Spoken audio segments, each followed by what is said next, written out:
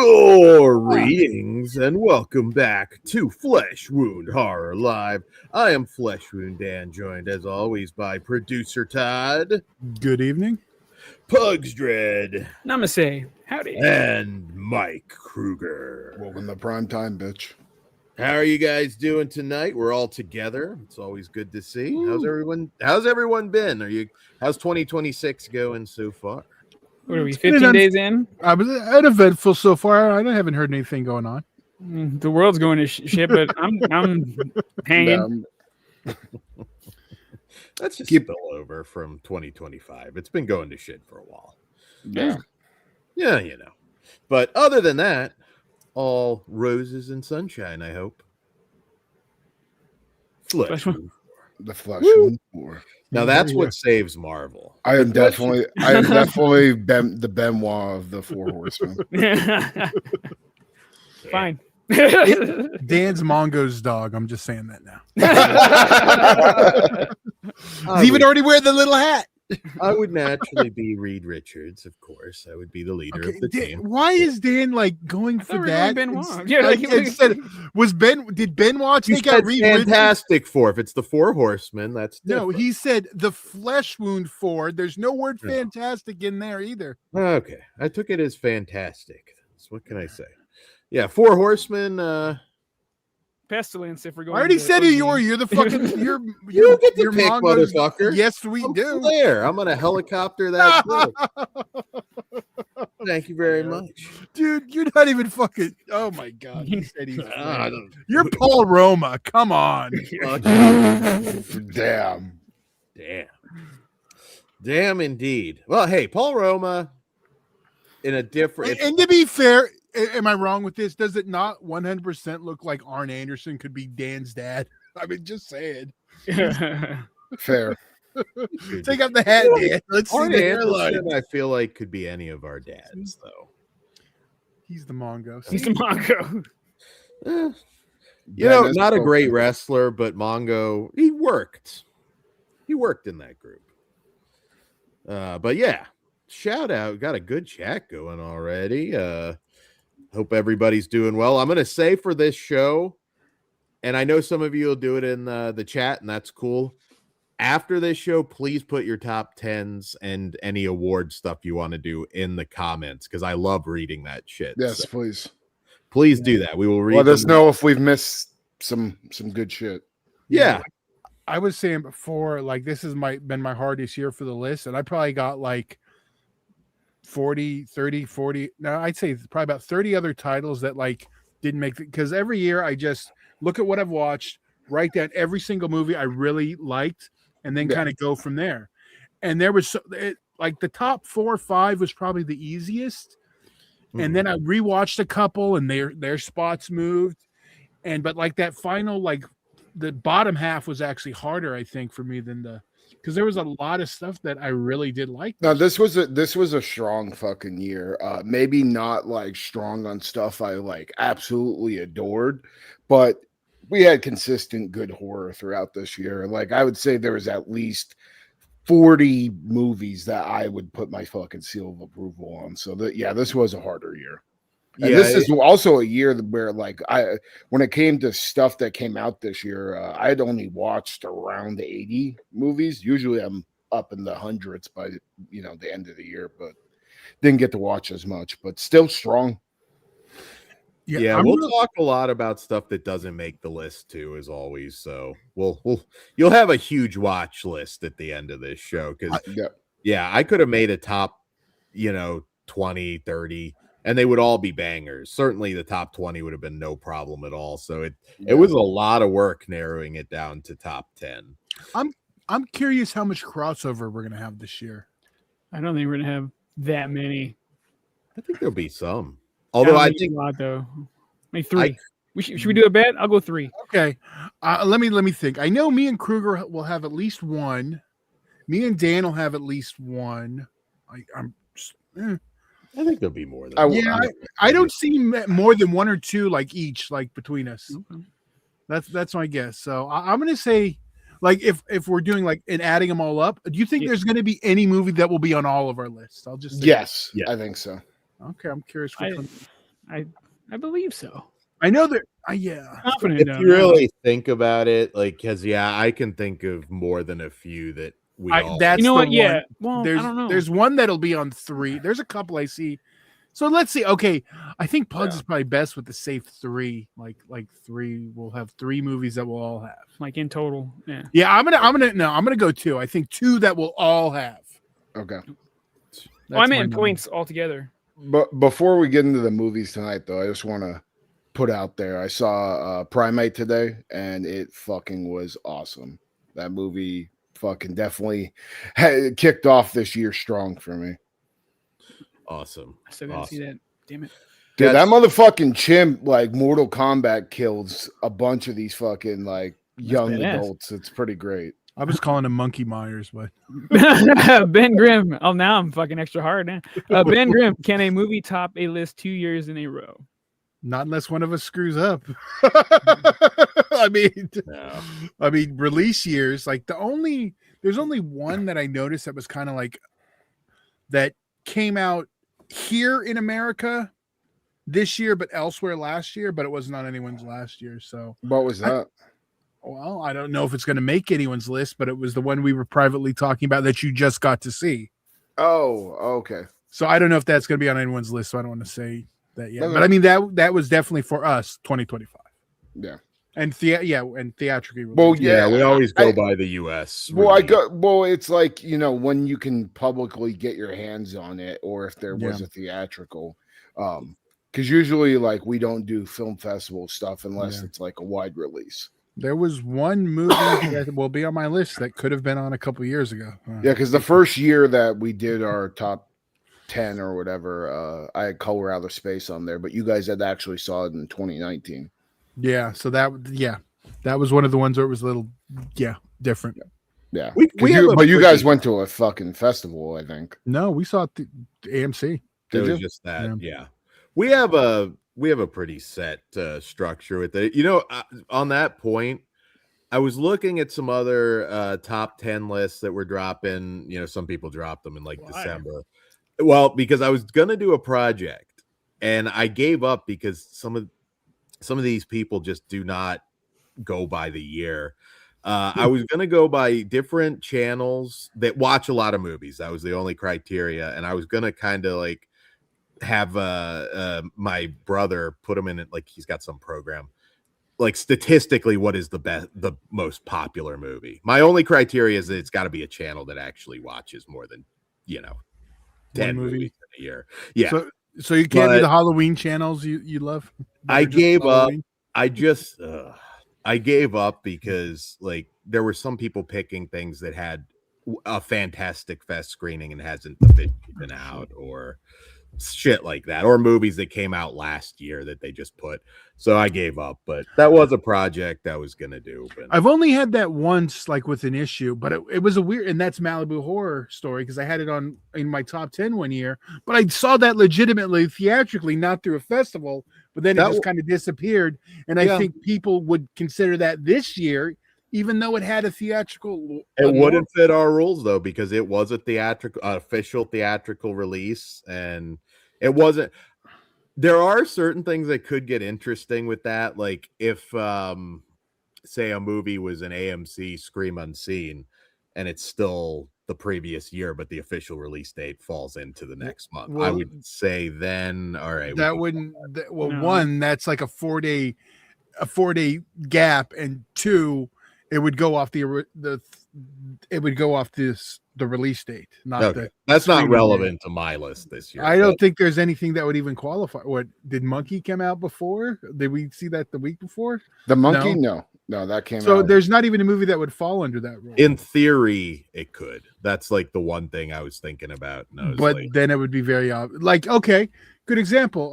No Other Choice. Like I saw that last year, but it's not really wide till this year. But it also qualifies for last year's Oscar. So that would make it. You know what I mean? We are the definitive award show, so the Oscars can suck my dick. How about that, Todd? You say that till you want them all to watch our Oscar show. Well, yeah. They're important. Then they're important. But we are the definitive YouTube award show before the Oscars were on YouTube. I guarantee you we watch more movies than any of the other YouTube award show gimmicks. I guarantee we watch more movies than the fucking voters of the Academy. Yeah, you're fucking right there. Too. Yeah. We watch all that Yeah. shit too. On top of what we do. Yeah. Unless it's just absolutely impossible and there's no way to see it, we watch it all. And yes, I would bet you anything fucking George Clooney doesn't watch all the movies he votes on. Unless Paul W.S. Anderson directed it, then I don't watch it. Then that's You the mean one Wes Anderson? Sir. You're insulting the director that you like. Wes Anderson. Wes Anderson. One of those fucking Arn Anderson, Ole, one of them. Yeah, one of those Anderson assholes. Anyways, I liked Ken Anderson. There's some good Andersons out there. I just want to point Pamela's this my out. favorite. Indie Fandom says The Monkey is now the only King adaptation I still need to see. It's not a King adaptation. Yeah, it is. It is? Yeah. Short I thought it wasn't. It's a I mean, short story. It's very different, but okay. All right, Dave. See what I botched. I'm glad I don't fucking have anything. We still learn. All right. Yeah, no, it is. I mean, again, it's based on a short. Anything I'm sorry. I'm fucking. I'm fucking. Yeah. I'm thinking of Primal, not the monkey. Sorry. That's what I'm thinking of. The Primate. You mean Primate? Yeah, Primate. You are off today, Tom. You know what? I was showing someone an old video of ours, and I dropped the hard R like 18 times. I was like, holy crap. We've evolved. Damn. Was that the Soul Taker interview? Because that's the only time I'm sorry, the short bus hard R, not that one. Oh, I didn't use that too freely over here. No, but you did remedial. He used it for his name, which is the proper usage. Yeah. And despite what Dan thinks, that's perfectly okay if Pugs does it. Not if Dan does it, then it's an issue. Then you notice I said Soul Taker, so you did. So there you go. There you go. That's the yes. No, actually, Orc, that would mean technically Dan can say it, not Pugs. Wrong, other word. I'm not reading that one aloud. So I'm not sure. All right. So yeah, but seriously, guys, like I love reading it. So if you got a top 10, if you got picks for our awards, please put them in the comments. I will read them all. So.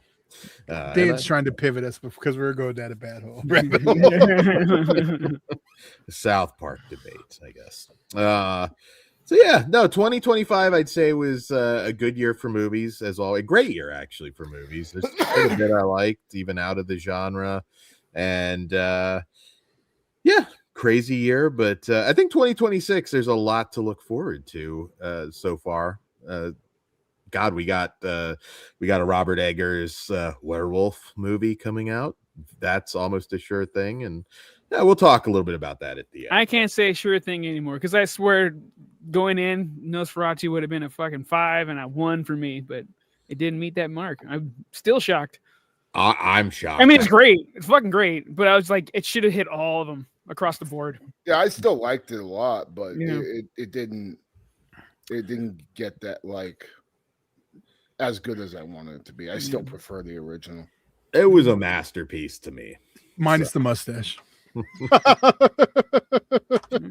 From last year, yeah. So No, the mustache was historically accurate. People got to let that go. Fucking suck a dick, Dan. That mustache was stupid. It was historically accurate. Don't care.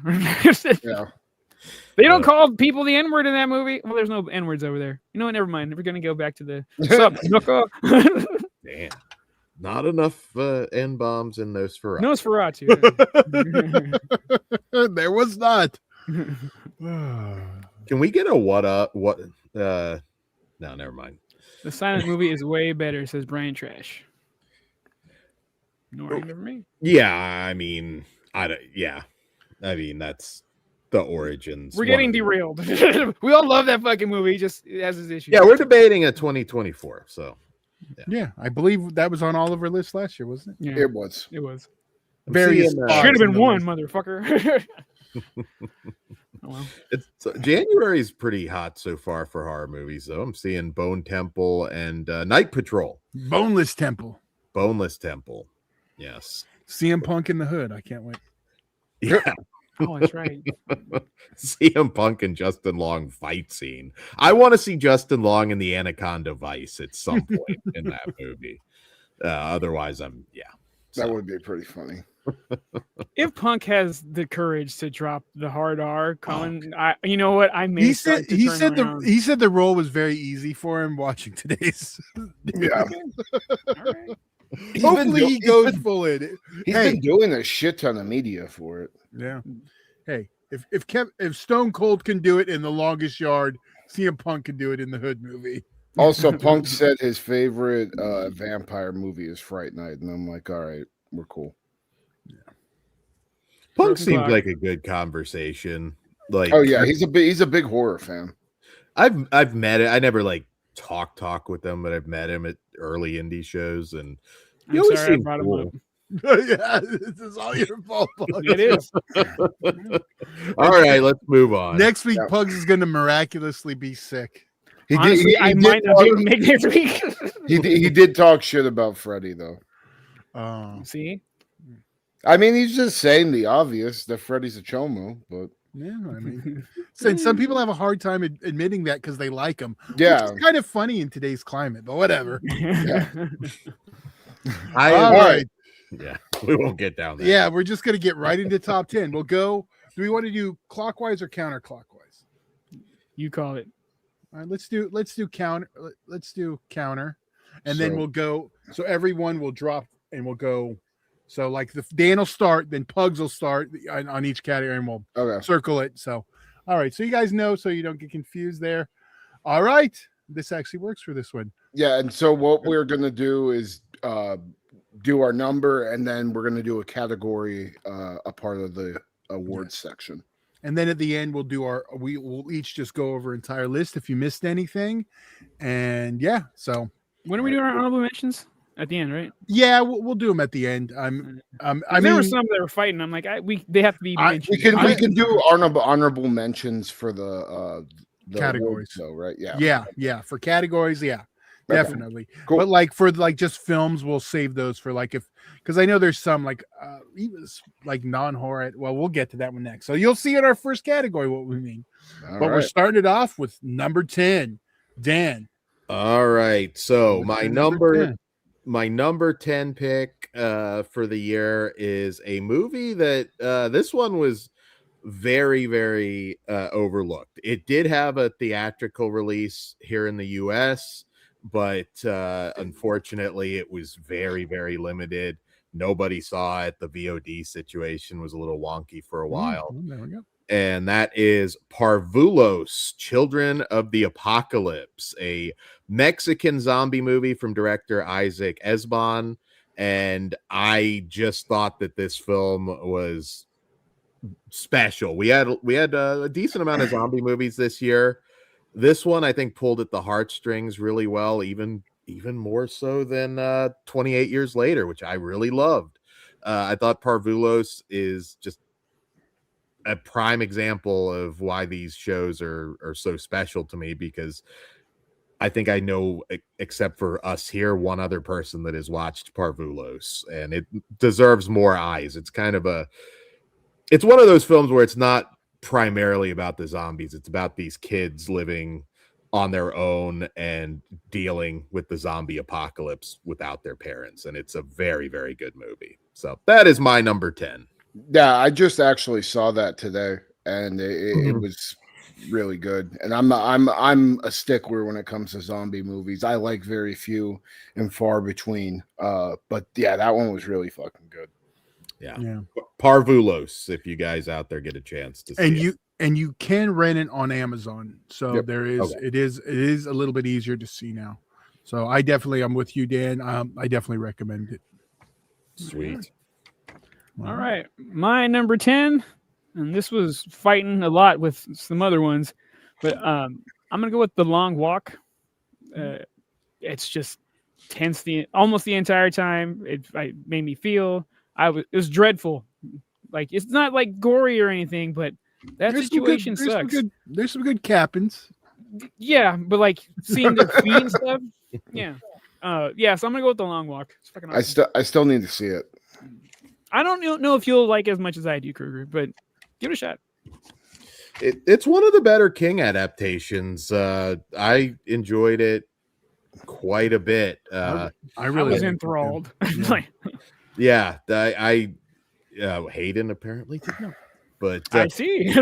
I will say though that like I'll comment on that too. the fat guy is probably not going to be that competitive in the long walk.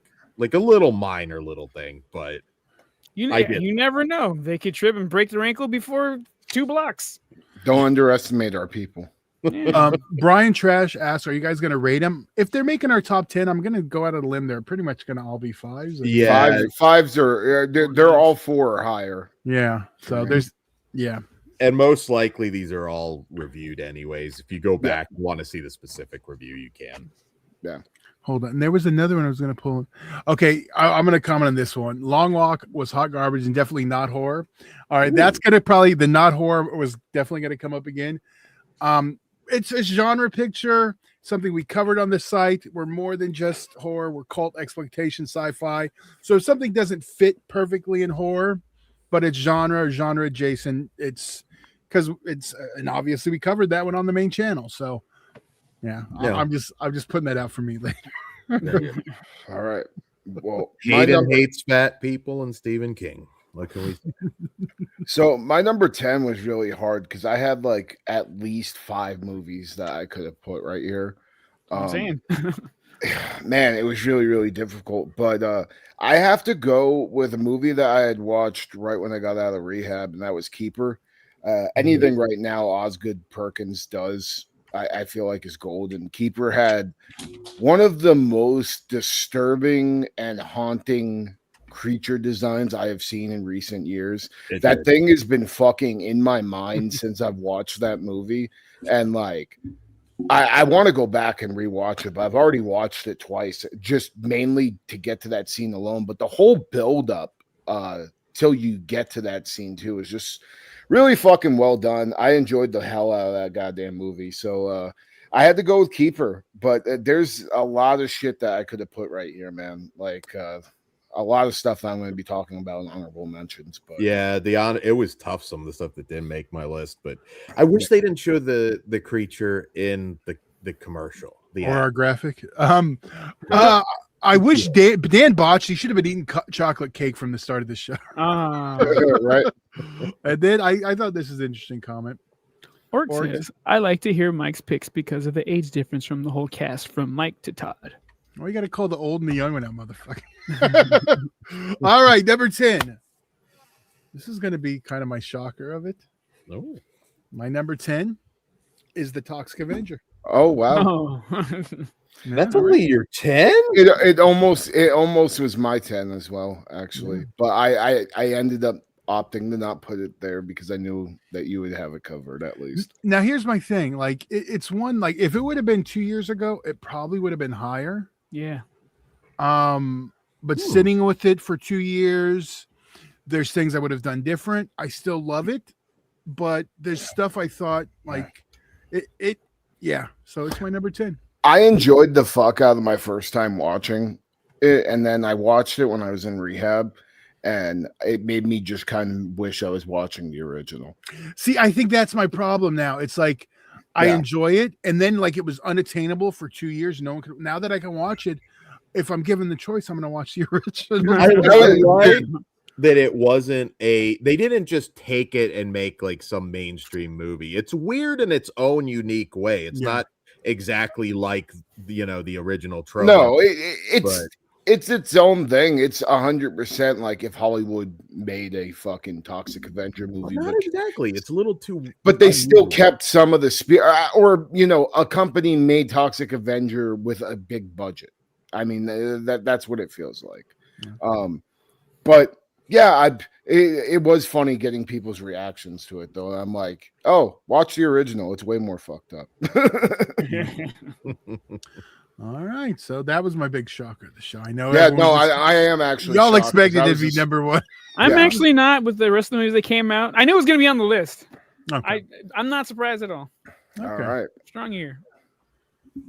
All right, so Pugs, you're gonna go first on our best 2020. I didn't update that one, so I will be doing that while we're. Yeah. Hold on, let me just fix that, and that's now you can All go. right. Best non-horror film of 2025. Well, for me, I didn't get to see this movie in theaters, which sucks. It came out while I was busy. Nuremberg. Go watch that shit. I knew you were gonna like Oh. that one. That movie fucking rocks. What is it? Nuremberg, the Nazi trials. Oh, okay. Yeah. I haven't It seen was it. with Gladiator, Russell Crowe. I was and gonna wow. save this. I was gonna save this for the Oscar show, but it's a goddamn shame that they didn't cast Mel Gibson as the Fuhrer. Missed opportunity. How hard do you want Pugs to come? He might. Dude, if he made He was gonna bust harder than he did in the Housemaid if that was the case. Damn. All right, that's an interesting pick. I'm liking this. I was not expecting that. That's a fantastic film. Mr. Kruger, I believe you're up. This was kind of hard for me because I didn't watch, too many non-horror movies. But I'm gonna go with a documentary that came out that we finally all got to see after years of hearing about it, and that's Stabbed in the Face: The Rise and Fall of the World's Most Violent Band, aka the Eat the Turnbuckle documentary. That was good. I'm not just saying it to kiss Schlack's ass. It was a really great documentary, one of the best music documentaries I've ever seen. And it was great. yeah, if you are just into documentaries about crazy ass fucking bands, I highly recommend watching Stabbed in the Face. If you're a fan of Schlack through Death, and then if you're a fucking deathmatch fan, you're a fan of Schlack. I mean, it's a must-see documentary. It's pretty fucking phenomenal. I'm not into the music. I mean, I'm not into, but I don't listen to it. But like just watching it, like from just a deathmatch fan perspective, it's just great. And yeah. It also had that road, even though it's a documentary, that road movie aspect to it. Just seeing all these seeing them siphoning gas and shit. like swimming in Spain, like just this, like the looks they must have been getting. I thought that was a good doc. Yeah, the story about the fucking chick getting her jugular slit open in Mexico. Like it's one of the craziest music documentaries out there. And so I highly recommend Stabbed in the Face: The Rise and Fall of the World's Most Violent Band. Until you can rent it on Amazon, I think. Yeah. Until we make Flesh Wound European Vacation, then we're gonna out to Pugs goes to Auschwitz. Oh no. Dan's like, what? You did it, Dan. You can rub your eyes all you want. That's all you. All right. My best non-horror film of 2025 is Sean Donahue's Fatal Desires. Oh, cool. Okay. Fuck yeah. So, sexy. I love me some erotic thrillers, and from last year, that's the one that jumps out for me. Awesome. All right. So truthfully, with me on this one, I was very torn between two movies that I love. And they fall into sci-fi, so somebody might pick them for the top 10, but I decided to talk about one of them here. So it was super fucking close between Begonia and The Assessment. Two sci-fi films that blew my mind. I don't often have time to rewatch movies, but I have rewatched both of those. The Assessment kicked my ass earlier in the year. I think Elizabeth Olsen and Alicia Vikander were amazing. I'm gonna go Begonia since we don't do ties, and I'm not gonna do a tie.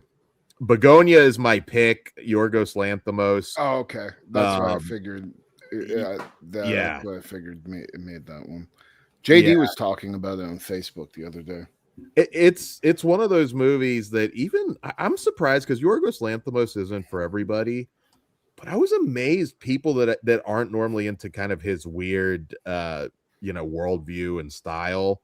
But didn't he just make that Frankenhooker documentary or the movie remake? Yeah. What was it? I can't think. Four things. Yeah. Oh, okay. You were confusing me there. But yeah, right. Yeah. I said that in our initial review. It was a fucking Frankenhooker ripoff. Come on, Dan. Keep up. Well, there is the Bride of Frankenstein after all. So No, Frankenhooker. The sex stuff. She did go out hoeing. Yeah. Emma Stone gets fucked in that. Now Begonia, you don't That's have not to. her second See, yeah, but Begonia you still get her performance, and you also Begonia is his number 9. Well, no, this isn't our number 9, Ben. This is our best non-horror. Best non-horror. Yeah, we're jumping around. Any other follow? Like, wait. No, is Dan last? I'm confused now. I fucked my answer. That was Dan was last. Dan was last. Yeah. Okay. Okay. So I we knew. got honorable mentions. Now. Yeah. Do you have any Kruger? I really enjoyed Deathstalker a lot. I mean, I wouldn't fault you if you put Deathstalker. Yeah. Again, that's when I know we're kind of like being a little more open now. But I enjoyed Deathstalker. I really like Superman a fucking lot.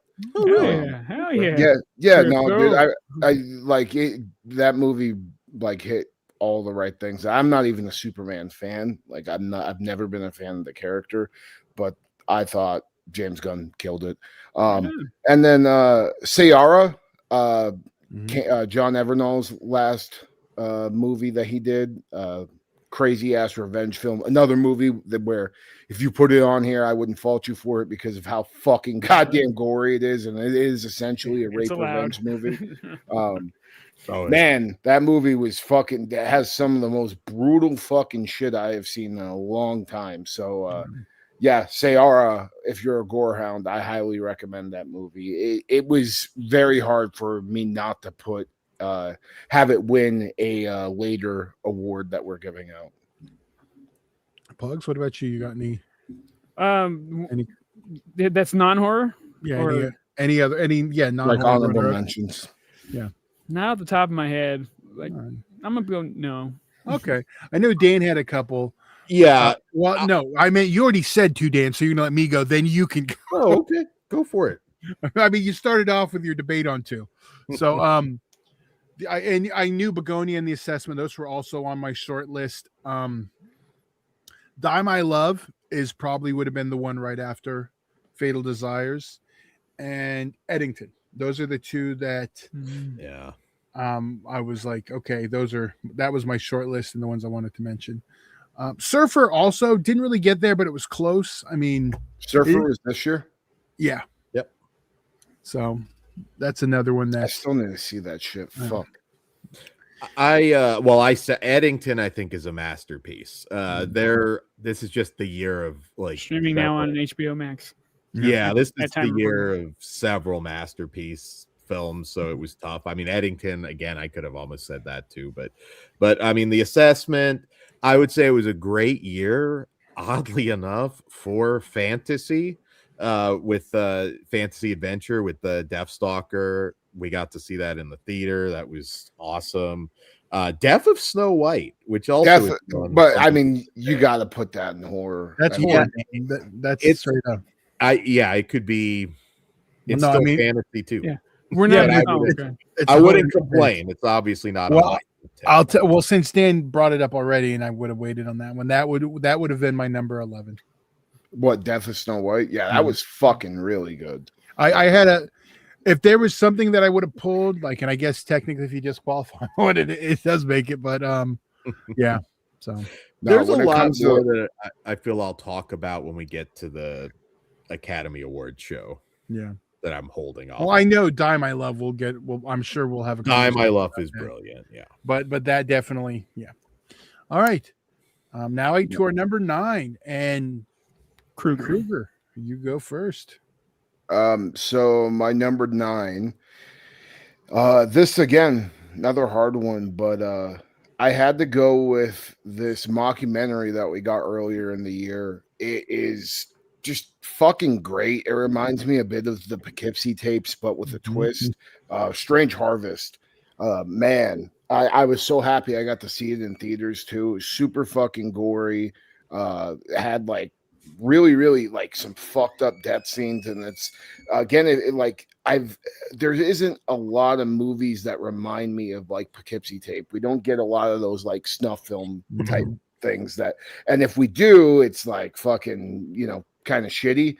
This was really, really well done, and it had almost a Lovecraftian twist to it that really just kind of blew my mind. So Strange Harvest is my number 9. Definitely highly recommend that, and I believe it's now streaming on Shudder. So yeah. Okay. Yeah. Good pick. I know it was on Hulu for a bit too. Well, my number 9, and I know Dan's going to go in depth on it later, so I'm going to do it minimum unless he wants to talk now. My number 9 is also streaming on Shudder, one which we did manage to get to see theatrically. I think, Kruger, you weren't as impressed as everyone else, but that's The Ugly Stepsister. no, I liked it. Okay. I just think we might have hyped it up. I remember you liked it, but I remember everyone else loved it. I think we all gave it 5s. I wasn't that high on it. I think I gave it a 3.5. But yeah, great film. Am I wrong to suggest, Dan, you may bring it up later? You'll see, Todd. Well, I was just going to say how much discussion we're going to have now. It'll come up later. There will be more discussion. Okay, then we'll just say that for now. Okay. By the way, I was wrong. Strange Harvest isn't on Shudder. I thought saw it on there. It's on Hulu though. Yeah. Okay. Yeah. Okay. Cool. Dan. All right. My number 9 is a film that if I'm not mistaken, I think I'm the only one here that saw it.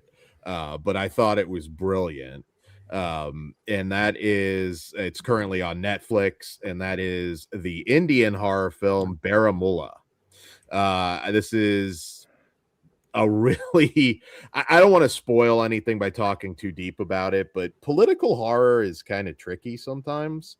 And this one ended up being a very scary and touching film about a family, and the cultural differences will not affect you at all. Like you will be able to really put yourself in this family's shoes. It's a really good paranormal horror movie, and obviously big overseas, but another one I feel like nobody's really talking about outside of India, and I loved it. I thought Baramulla is just a great ghost story. Check it out. All right. What is our next topic? All right. And next is did Pugs go? I don't think he did number 9. I thought I kicked it off. shit. I did. That's what he confused me when he did it. I was like, I thought Pugs was last. But... Remedial. My bad. Number 9. Okay.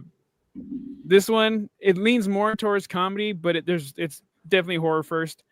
The Parenting, the HBO Max original. I rewatched that like 7 times. I just enjoy it way too goddamn much. It's gonna be a regular watch for me, so I had to include it here.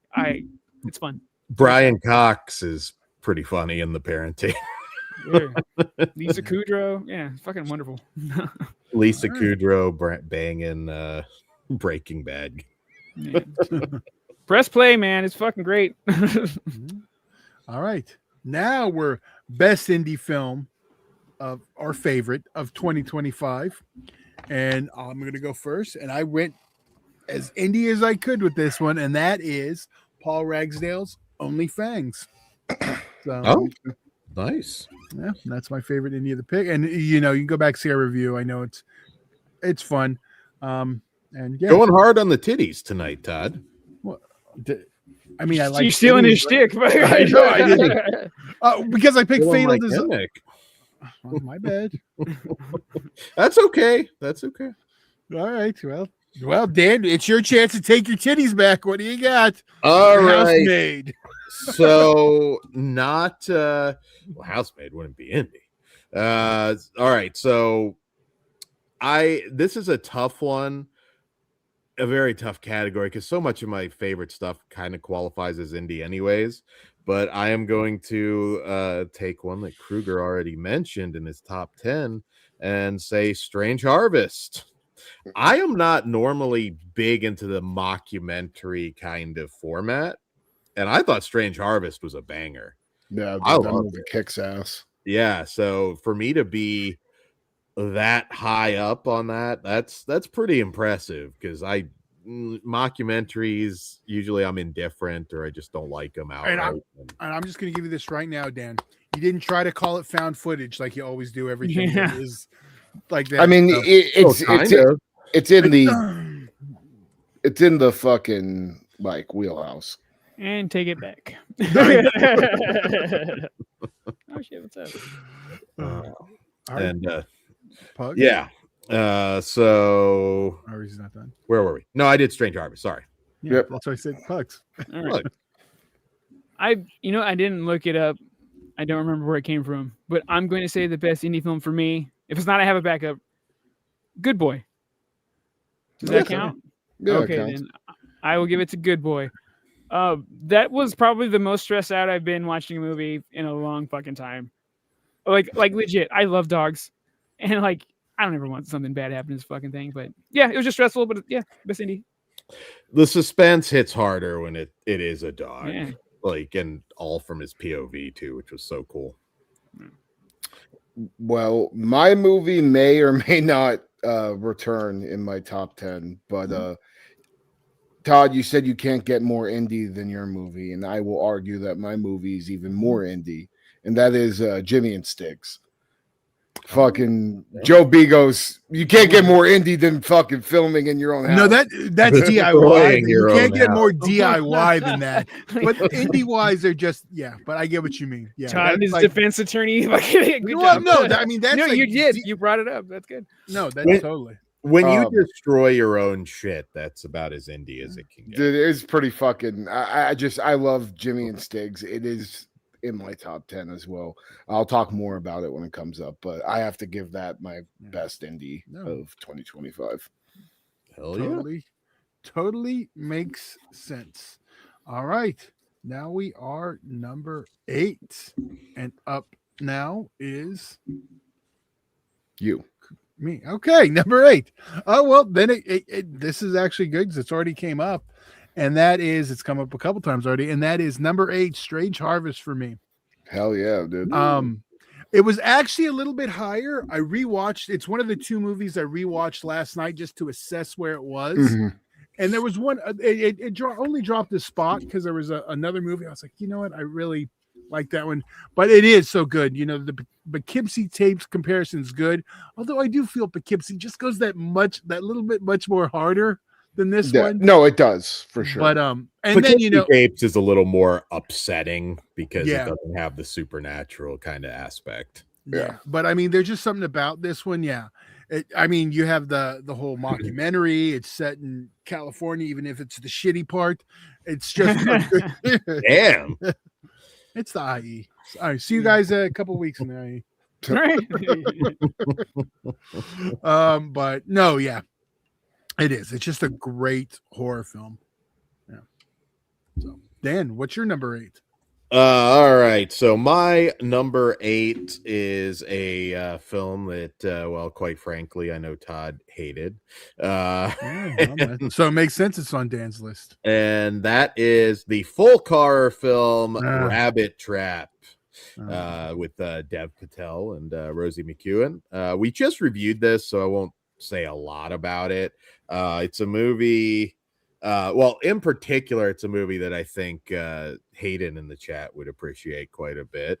And I loved it. I just thought it was so unique. I'll let you guys, since we reviewed it last week, just go look at my review. But yeah, I don't want to give away too much, but this is one that will stick in my head for a long time because it's not exactly like anything else. And if you're into the fantasy aspect of horror, if you love folk horror, Rabbit Trap for me was a banger. It's got a lot of bad reviews though, so it's a very polarizing film. I'm on that side of the fence. And well, I lean towards that way too. Well, my number 8 has been mentioned already, and it is The Ugly Stepsister. ooh, okay. There is one scene in particular, just chop, fucking A. But yeah, it's nasty, it's mean spirited. I liked it a lot. So it's on Shudder right now, right? Or Screenbox? Yeah, on Shudder. No, yeah, check it out. Tapeworms are fucking disgusting. Oh yeah. All right. Well, my number 8 is An early one from 2025. It was one of the first movies I actually saw in theaters, and that was Ash. Oh, nice. Just great fucking sci-fi horror, dude, and had some really, really awesome practical effects. I love the mystery to the story because like the main character like wakes up with amnesia. She doesn't even know like where the fuck she is, why she's on this like random planet, and there's just some amazing body horror, awesome visuals, great score, everything I love about sci-fi horror. So yeah, Ash.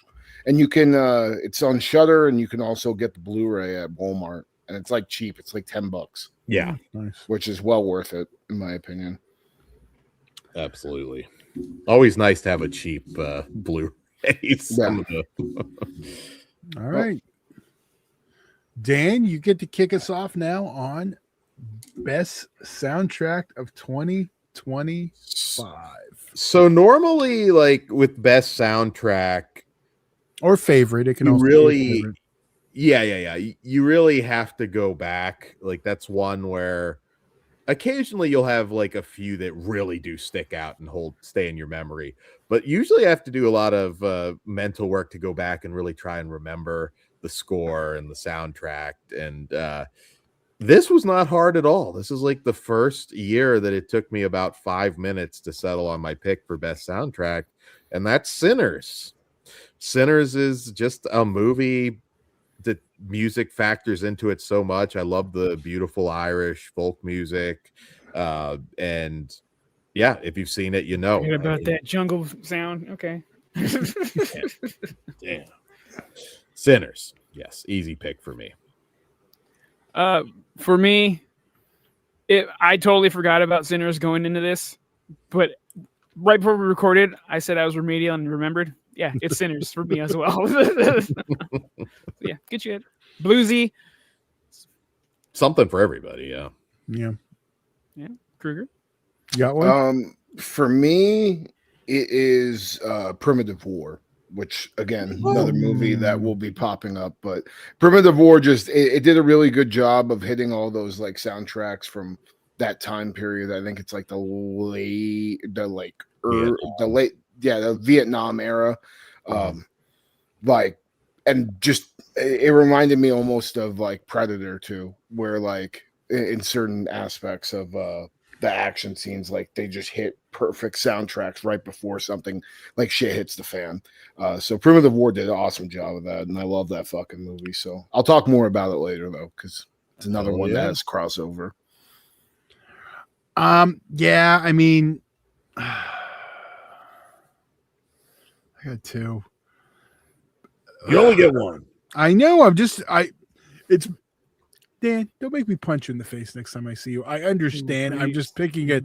Didn't you just sit here and have a fucking 10-minute discussion over the Ascent? But I didn't pick it.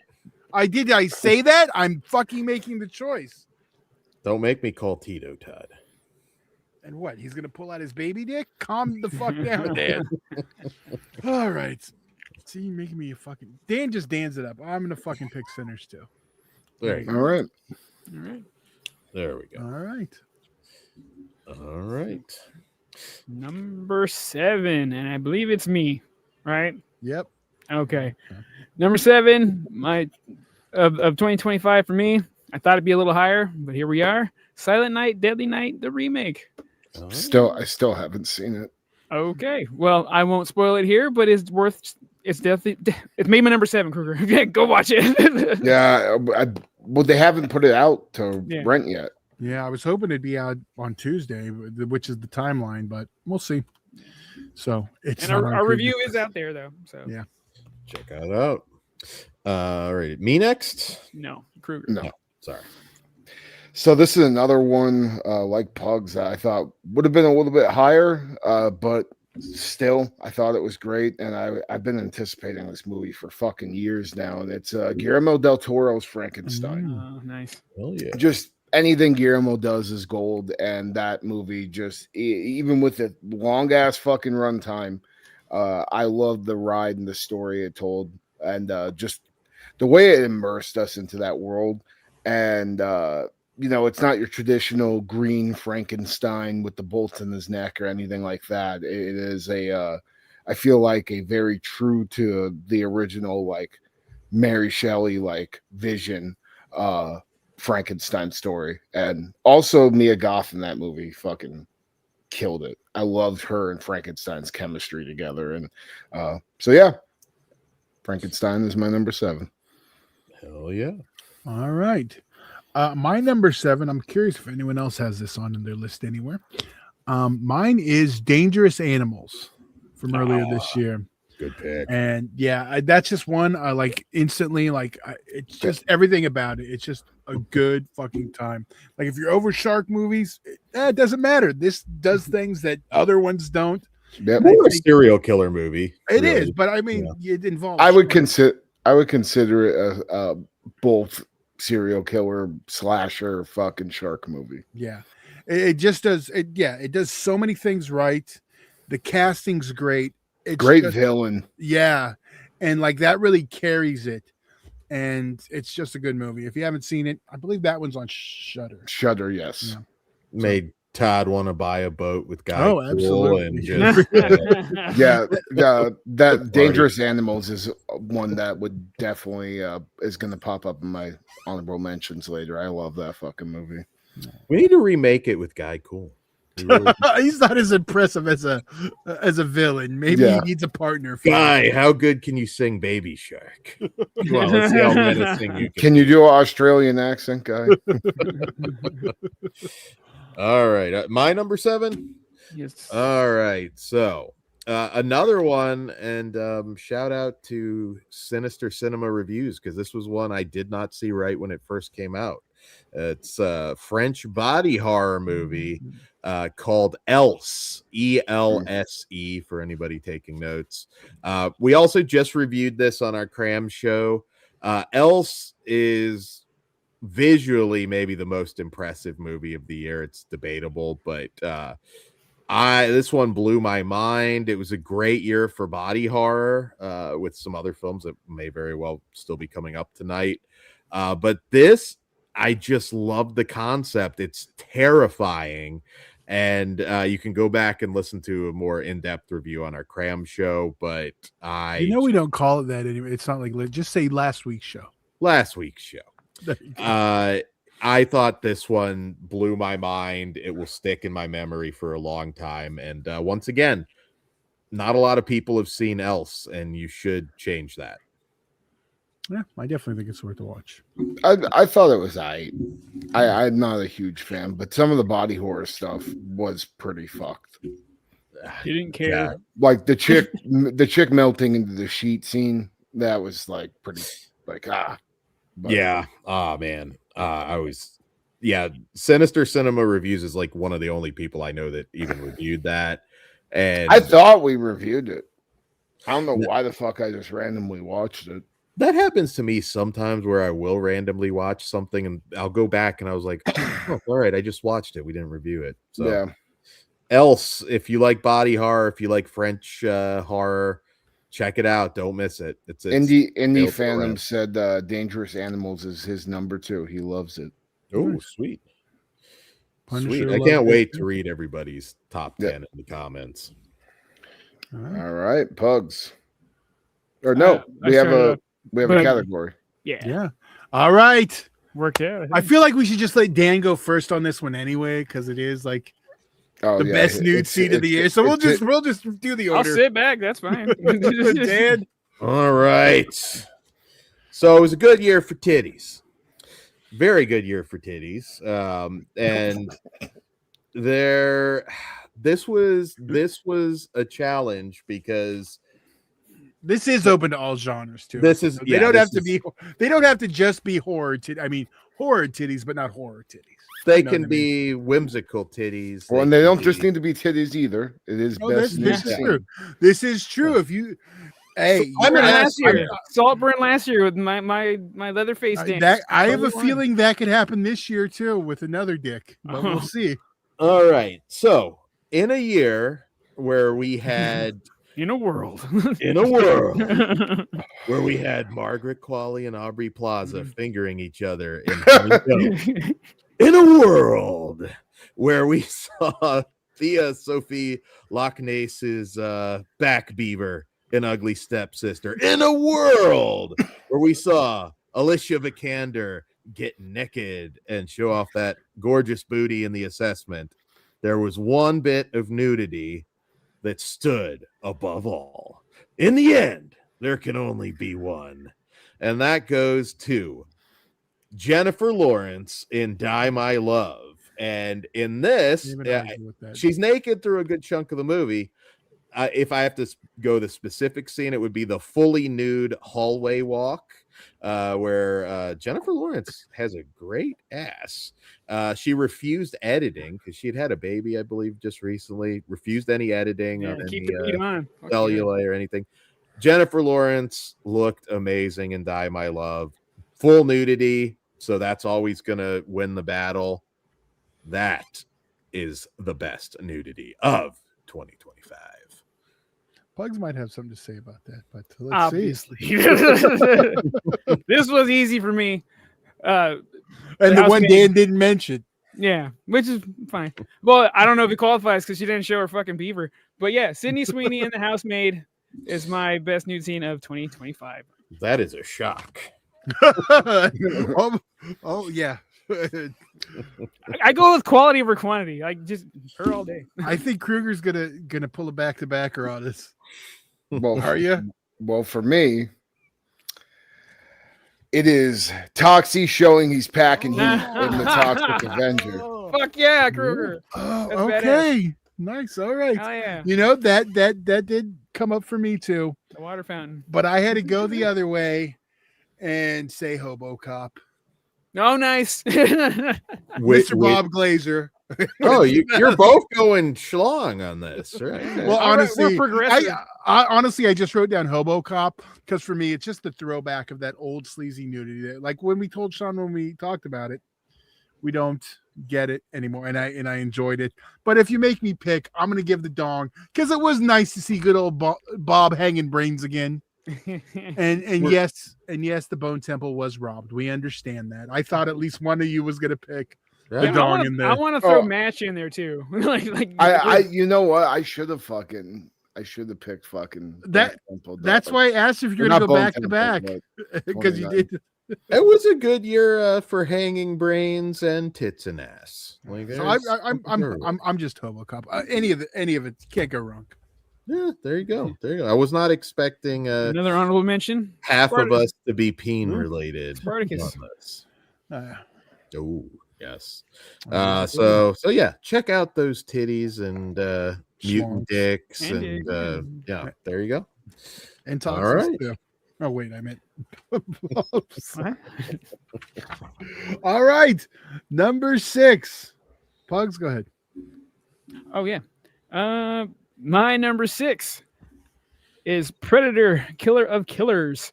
Oh, it is freaking awesome. It caught me off guard. I knew I was gonna like it, but going in, I didn't know I was gonna fucking fall in love with these fucking people. So yeah, more of that. Slasher on Video says, if you like dong, this is your year. And 2026, you don't get your dong this weekend. I'm sorry. The boneless Bone Temple. God, Dan always tries to steal my fucking jokes and he fucks them up. It's the boneless temple. Come on, Dan. I'm sorry. Give us the dong. It's gonna lose a point already. I'm telling you. We should just pick at our local theaters. It's like we demand to see that zombie dong. There's some random other protest down the street, and it's like, what's that guy doing? It's like, give us dong. Give us dong. Don't take our neighbors. Improve our stuff. We want dog. We want massive zombie dog. Oh, all right. All right. So my number 6 is a movie I talked about earlier, Jimmy and Stiggs. I fucking love Jimmy and Stiggs, dude. It's Joe Bigos' do-it-himself project. He basically tore up his apartment somewhere in LA to make this crazy Evil Dead 2 style with alien abduction movie. I fucking loved it. It's gory as fuck, splatter, I don't even know how to describe it, but like if you like if Evil Dead 2 with aliens and a shit ton of splatter fucking sounds up your alley, that's gonna this movie's gonna tickle your fancy, and it definitely did for me. I just love Joe Begos movies in general. That dude, I feel like has never missed with me with everything that he's done, and this is also him acting in it as well, which I thought was cool. He literally did everything himself on this movie. He did. 100%. All right, my number 6. I don't know if this will come up again. I probably will. Already has, and that is Sinners. Is my number 6. Oh, okay. So, I don't really need to elaborate, do I? And this one, it's Sinners. All right, then, yeah. And I believe that's the first studio picture of the year on anyone's list. Yeah, I'm kind of curious to see what the count is on that. What was the long walk? Long Walk. Lionsgate. That's, no, that doesn't count. They're I a know what you mini. mean. They're a mini. That's the Warner Brothers. Yeah, I got you. So, Yeah, shit.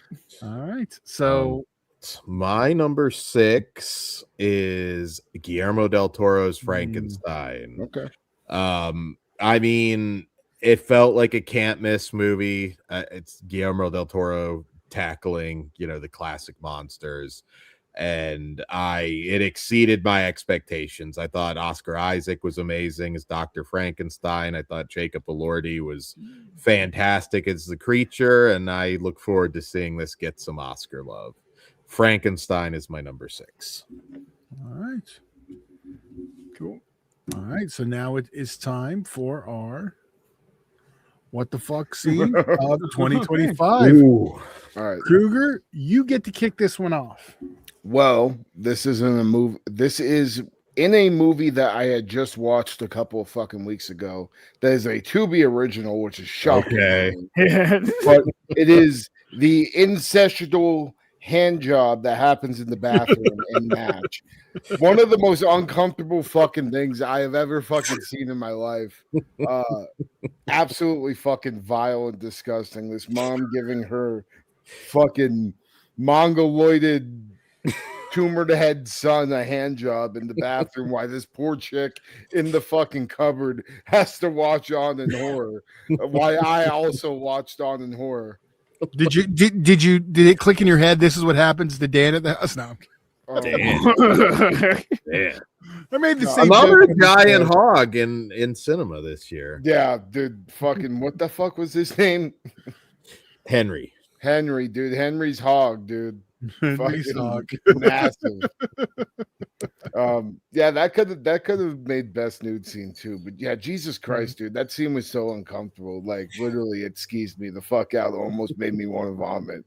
Mm-hmm. And you fucking like get the hand strength to dude. She gets the money shot on their hand too. That shit was vile, fucking vile. So yeah, Match on Tubi for free.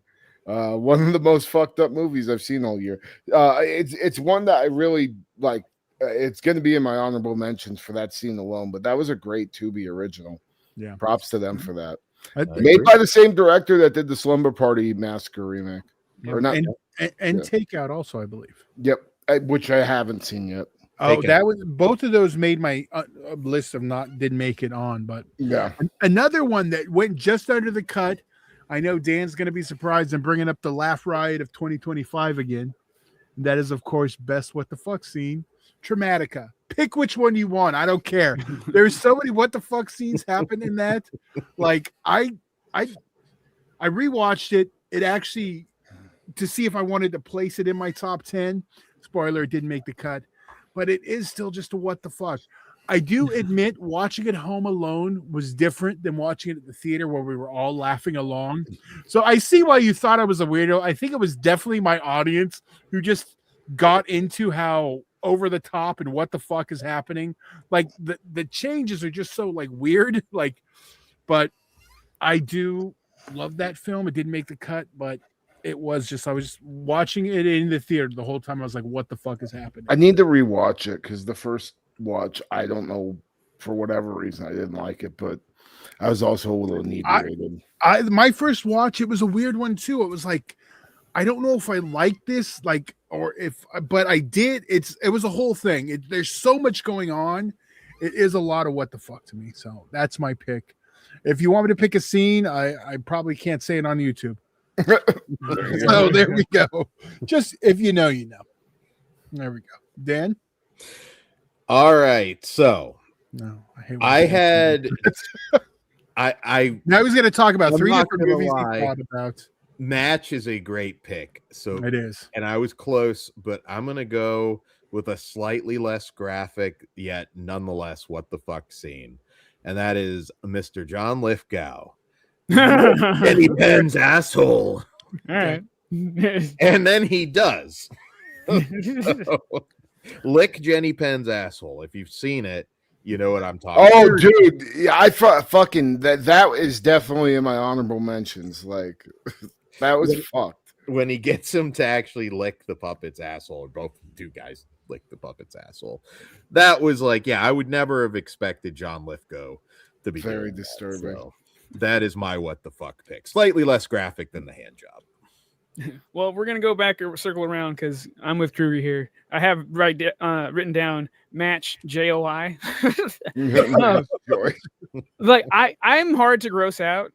That legit got me to audibly go ew. So props to you. When anybody can do that, you have my full support. So yeah, agreed. Mm-hmm. Especially when you cut to her face and she's obviously enjoying it. It was like kind of like just something about it. Yeah. She wanted that fucking nut, dude. That was only about like 10 or 15 seconds. So I mean, she did a good job. That's a big hug to get off. So yeah.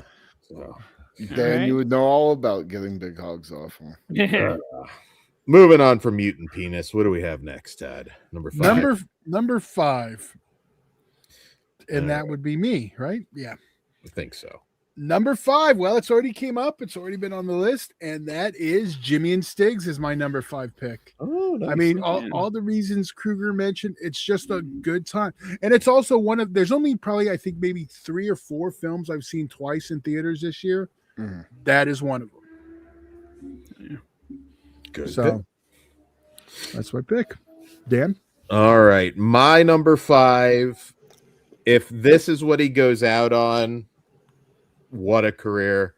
David Cronenberg's The Shrouds. Well, I thought this movie was, I mean, it's so hard to rank David Cronenberg because there's almost no bad. There is no bad there as far as I'm concerned. Yeah, they're pretty consistently all awesome.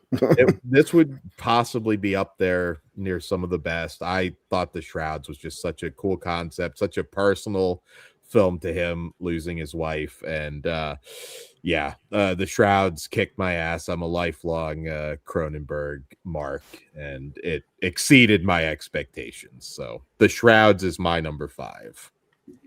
Right on. My number 5 is a hero's journey with a monster we're familiar with in a brand new setting, and I'm gonna love Dan's face.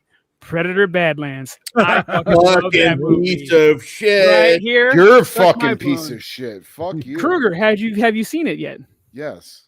It's How Disney do you feel Predator. I will talk about it later. Awesome. Fuck yeah. Yeah, dude. It feels like Dan used this as a negative. Like it does feel like Star Wars, and I fucking love Star Wars. If you don't love Predator. If you don't No, oh wait. I'm gonna pause on the Disney Star Wars. No, Luke Skywalker was always kind of a whiny bitch pre-Disney, and you can kind of say that he's the Luke Skywalker of the story. Just saying. So Dan, you're kind of wrong with the Disney Star Wars part. Although there is still some with Grogu, I get it. Yeah, the Grogu thing I get, but like Bud is amazing. Yeah, dude, Bud is the shit. And if you think it's just Disney, them Disneyfying fucking Predator, go read some of the comics, dude. Like, there's a lot of fucking comic books where fucking Predator goes on his own excursion to go hunt something, and they fucking play out very similar. Not with a little cute alien pet. That's not Predator. It's not a fucking.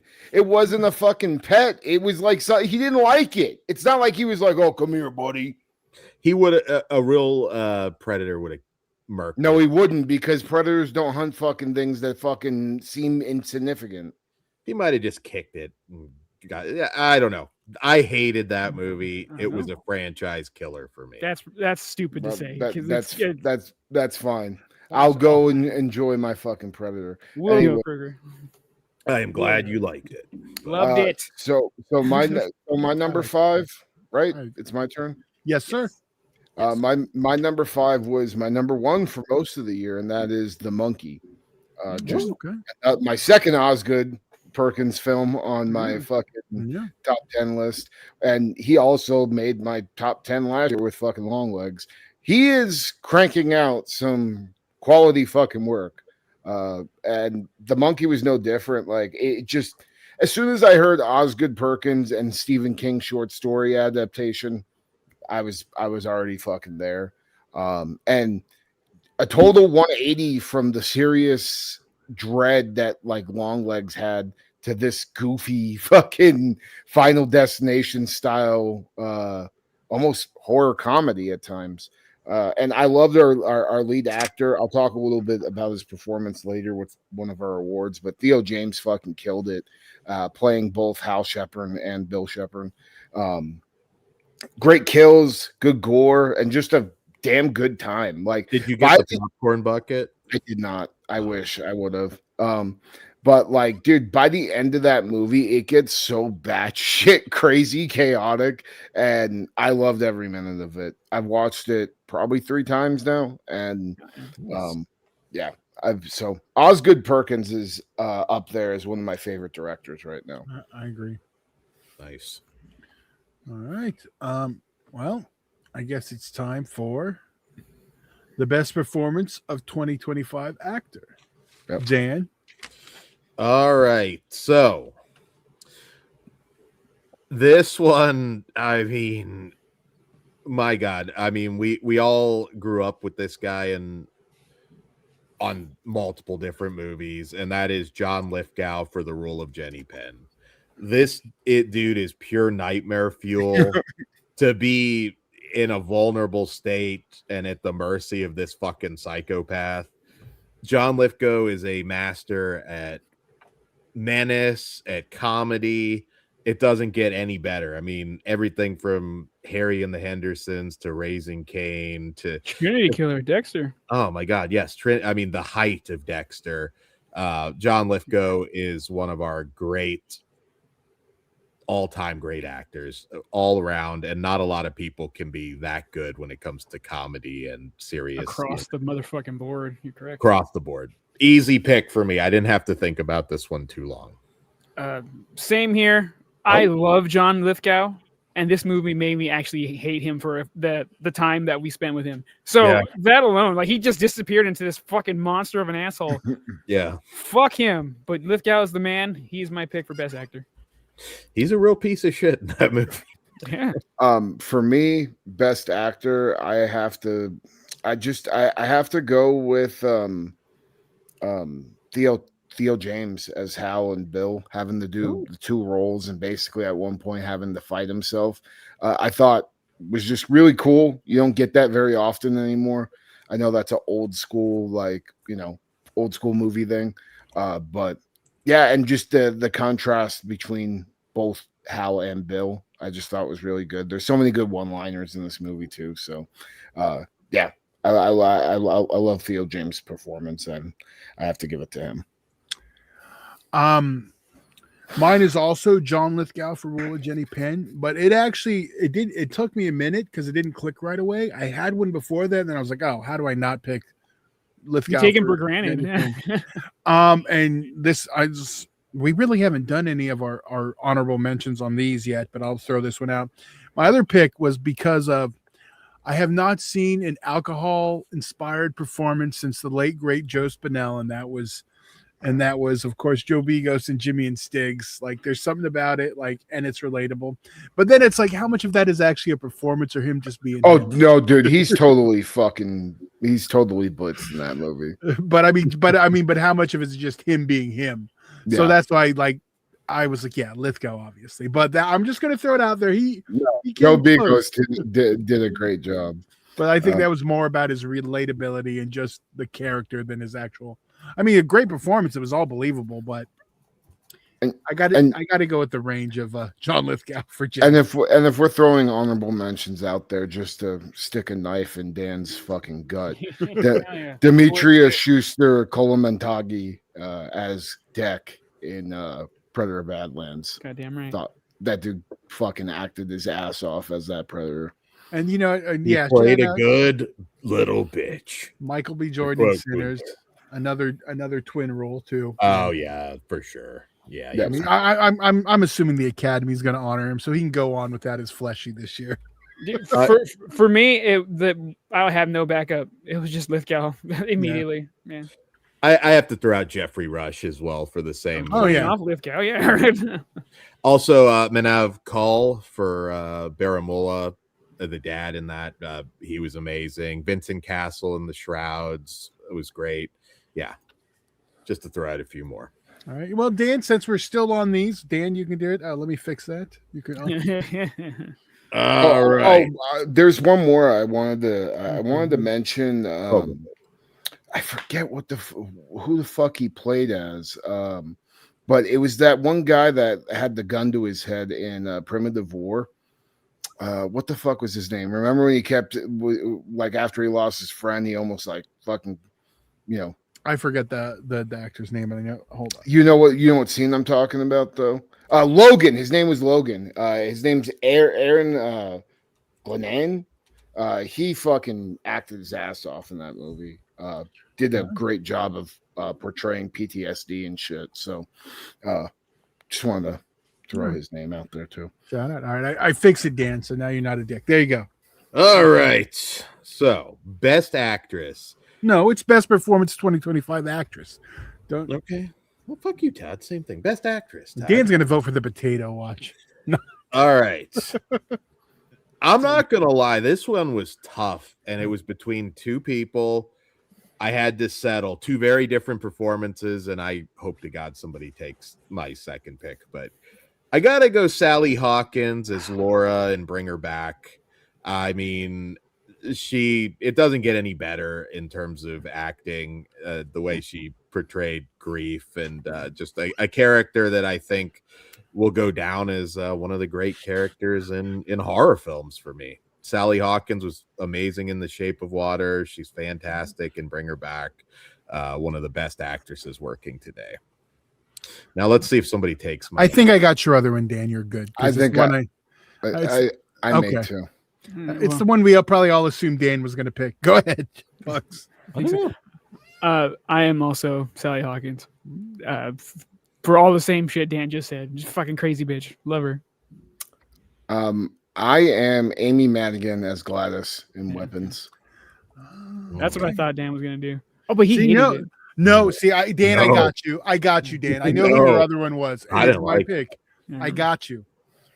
She-Hulk and Keeper. Oh. No. Oh, okay. Oh. No. I don't know how to say her real name, so She-Hulk is Liz and Keeper.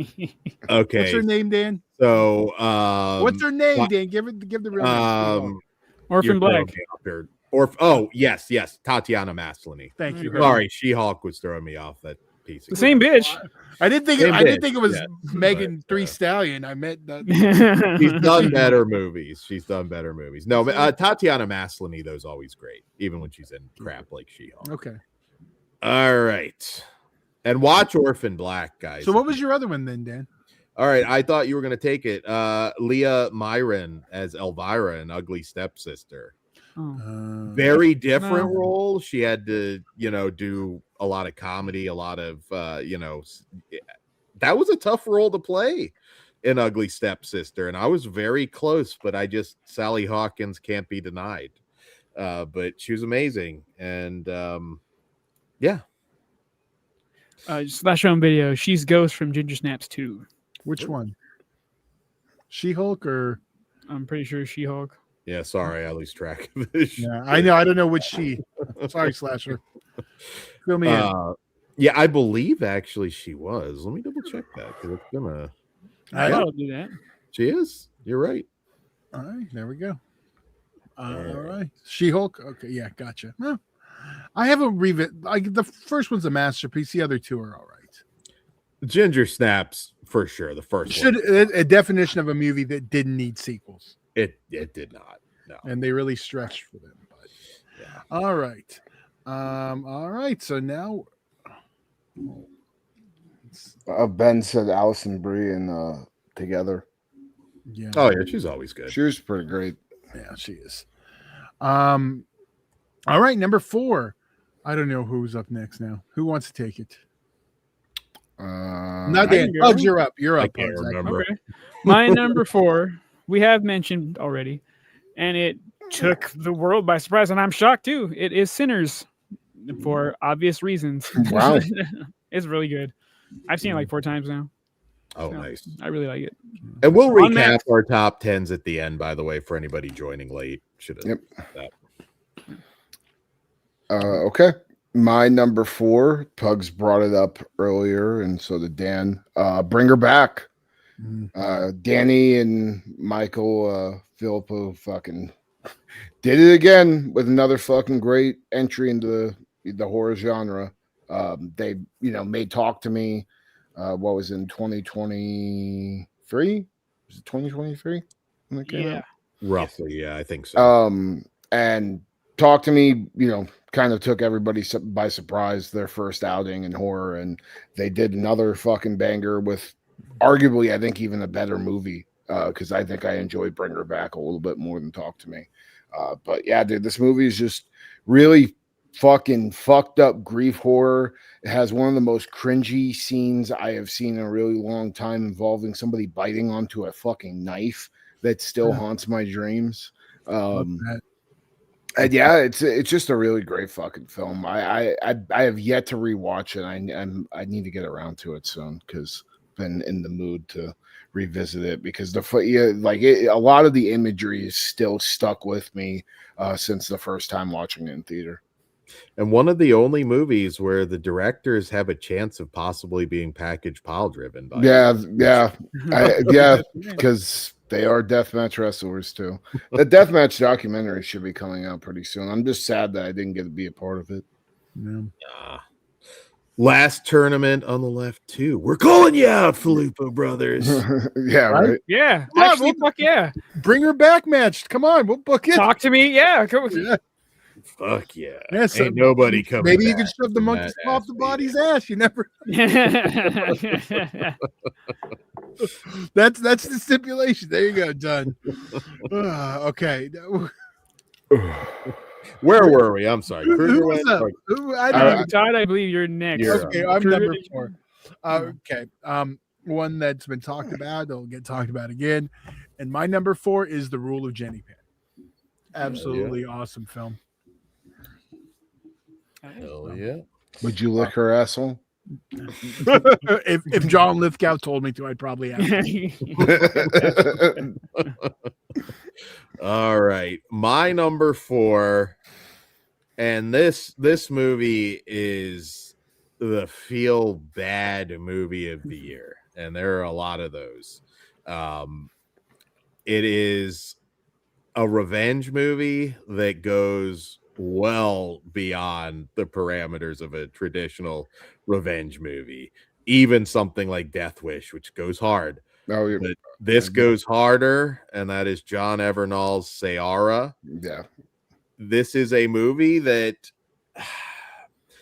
I mean, the lead actress, and it's a really hard name, but Duigu Kokobiek, who plays Sayara, is like transcends. I could have easily have gone for her for best actress too. I mean, she transcends. This is a movie that would never be made in America. It is revenge in its purest form. There is no ethics when it comes to the revenge. This bitch is furious. She's gonna fuck anything up that gets in her way. Sayara like even shook me, and I think it might even be coming up again later, but I cannot tell you how it might even be. It's a totally different movie, but it might even be better than Baskin. It is. That is how highly I think of Sayara, and again, I hope people get to see it. I hope it can blow up like Baskin did for John Evernall, who's an amazing director. Enthusiastic number 4 pick for me, Sayara. All right. Not pleasant though, so proceed with caution. This actually worked out perfect because Kruger, you get to kick off favorite kill of 2025. Man, this one is hard, but I have to go with, and again, Dan was right. Sayara is going to come up again, but it is I don't even know how to fucking describe this kill, but how to fucking bludgeon somebody to death, including smashing their head in with headbutts and elbows and fucking just the most vicious. Jason learned MMA. Beating to death you'll ever see in your fucking life.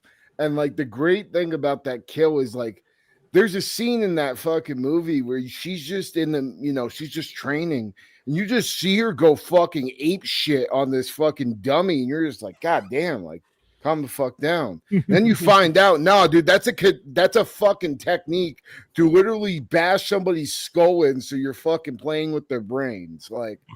And she uses it later on in the movie. And it is the most violent fucking thing I have seen all year. Yeah. But I have to say that there was another one. I'll go later, but there's another one that was very close. Awesome pick. Todd, yeah. All right. My favorite kill of 2025. I feel there's a little bit of Dan soaking in me on this, although I know it won't be his pick. But I did bring this up at the time. And my favorite kill of 2025 goes to the man himself, Popeye, with the hot tub with a handful of titty kill in Popeye's Revenge. Is my favorte kill. I fucking forgot about that kill. That was a good one. Yeah. The handful of titty kill in Popeye's Revenge. So, fuck yeah. I couldn't bring it didn't crack my top 10, but it was on that level right below. And yeah, it was the same thing with Sayara. It didn't make my top 10, but it was really fucking close. Yeah. Oh, I love that movie so much. Dan, what's your favorite kill of 2025? Okay, so now this one I'm not going to entirely spell out because it kind of involves a spoiler. I'll just say it is also Sayara. It's a different scene, and it is the ending scene. Oh, the fire? The final embrace. I'll just call it the final embrace. Not the most graphic thing, but I was fucking shaking at the end of that. Holy shit. Nobody sticks the landing better on an ending than Sayara in 2025. That is my favorite kill of the year by far. Pugs, go ahead. My favorite kill is in Bring Her Back, the knife chewing and the table teeth. It's fucking gnarly. So yeah. That's like eyeball zombie vibes. It's one that you watch. It's dude. Yeah, when I saw that in theaters, I was I was a child at Christmas. This is gross. I love it. Yeah, no, dude, that shit was gnarly as fuck. I do want to give an honorable mention to Gladys's demise in Weapons. That's just a feel good moment. Not even just feel good though, dude. It has one of the greatest face rips I have ever seen. I mean, what I thought you'd pick, Kruger, and I'm surprised you didn't, was the Blood Eagle in Death of Snow White. Death of Snow White is another one that had a fucking pretty awesome kill. Yeah, that, and then Screamboat had some good ones too. See, I thought maybe something from Screamboat you might get. The other one, that Halloween VHS, I really liked, even though it's not real. The candy stuff, with all those kills, they were just visually really cool too. But I know Creeper Girl brought up the garbage truck kill in Final Destination. Those are just so elaborate. I was thinking of those. I just couldn't pull the trigger on. Yeah. They're also fun. They're just a different way though. Yeah. It did give me one I really wanted. I can just at the piano. Oh, yeah. I think like since we do favorite like but creative kills, Final Destination is always at the top of the list on those. Yeah, I mean, the monkey had some great ones. Too, Yeah, though. them too. Like, with that chick exploding in the They fucking did, yeah. pool. Yeah, the other did too. Yeah, so and then the school bus killing the monkey at the end of the movie. There is a lot of good kills, and they are very Final Destination-y too. They're like the whole, but another great film. All right, well, I guess we're number 3. We don't do honorable mentions for favorite kills yet? Oh yeah, do we have more? Yeah, go for it. Is that it, Kruger? Because like Hard Eyes with the fucking iron into the eye. The iron, yeah, that was good. Fucking, I'm trying to. The spine rips in fucking 28 days later or 28 years later. The dong zombie fucking getting his Mortal Kombat on, dude. He needs to like just Ric Flair kill people like helicopter style, and they just see the zombies. Yeah, he turns good somehow, and it's like all the zombies just start exploding because he's helicopter killing him with his massive wang. I also just want to say, watching the unicorns fuck people up and death of a unicorn is pretty great too. Yeah, there was a lot. Like when I was like thinking back, yeah, like probably not ones I'd pick, but they were good, entertaining kills in that one too. Dude, the way Jimmy goes out and Jimmy and Stiggs, fucked up too, dude. That's a good one. The bottle opener from Companion 2, that's worth mentioning. Oh yeah. Then also, there's a gore scene. Do we do best gore scenes or this included here? You can include okay, because it's non-horror, but this one made me cringe when I saw it. Flight Risk, the thumb in the handcuff. Oh, the degloving. Remember that shit? Jesus fucking Christ, that felt brutal. So. Degloving are pretty nasty. Frankenstein, the jaw rip in Frankenstein. Hell yes. More Mortal Kombat. Yeah. Oof. There's a great face ripping also in Traumatica. Yeah, that was good. Yeah, I know what you're talking about. And dinosaurs just eating people in Primitive 4. Well, that's always fun. Like getting to see it violently though was nice. Hell yeah. All right. All right. I'm dying over here. All right. We're in our top 3. Have we? Okay, before we get into our top 3, have we had any movies so far that all of us have picked? Strange Harvest. Oh yes. I haven't picked Strange Harvest. Oh, okay. That's I don't think so. No, I like so. Well, we'll see when we're at the end. All of us. Yeah, so 3. You only got a few more shots, Pugs, on you. I got 2. I think we're gonna get 1 at this point, but we'll see. We'll see. All right, but we can also do the overlap. Like I got 2 with Dan, or I got. There'll definitely be some overlap. So okay, 3. Me? I think it's me. All right, I think it's Dan. Didn't you go last? I think it might be me, but I don't know. Okay. No, because you started it. No, you started the best kill, so it's me. Oh yeah. Okay. Okay. All right, my number 3 is. It's already been mentioned once. You guys knew it was going to be on there. That's Silent Night, Deadly Night. Oh, okay. You know, with my boy, the star. Fucking gay. I still want to go to that Christmas party. Yeah, I know. I'm not allowed, but yeah. So Silent Night, Deadly Night, the remake, I really did enjoy it, and it's my 3rd favorite film of the year. Yeah. Nice. Todd, we have a request here from Orc. Mm. You can still go, Dan. Oh, we don't. A weird request, but F it. Can you post all the picks and categories in a text file on Patreon? I had to step out for a sec. We're gonna recap it, but we will. And I'm actually gonna do some graphics this year of everything, so we'll slow them out. But I'll we got you, Orc. But yeah, all right. So if you're Patreon, you get to see everything sooner. I'll make. And we're gonna release that for. Yeah, okay. I was gonna say we should give it to them first. We'll read everything off. They'll get a list, and I'm gonna slowly trickle out the graphics, and we'll probably do some reels once it resets. So sweet. All right, was on me. Yes, now it's on you. Number 3. All right, my number 3. We're at a point where it could almost be my number 1 on depending what day you asked me. But it is the Norwegian body horror film Ugly Stepsister.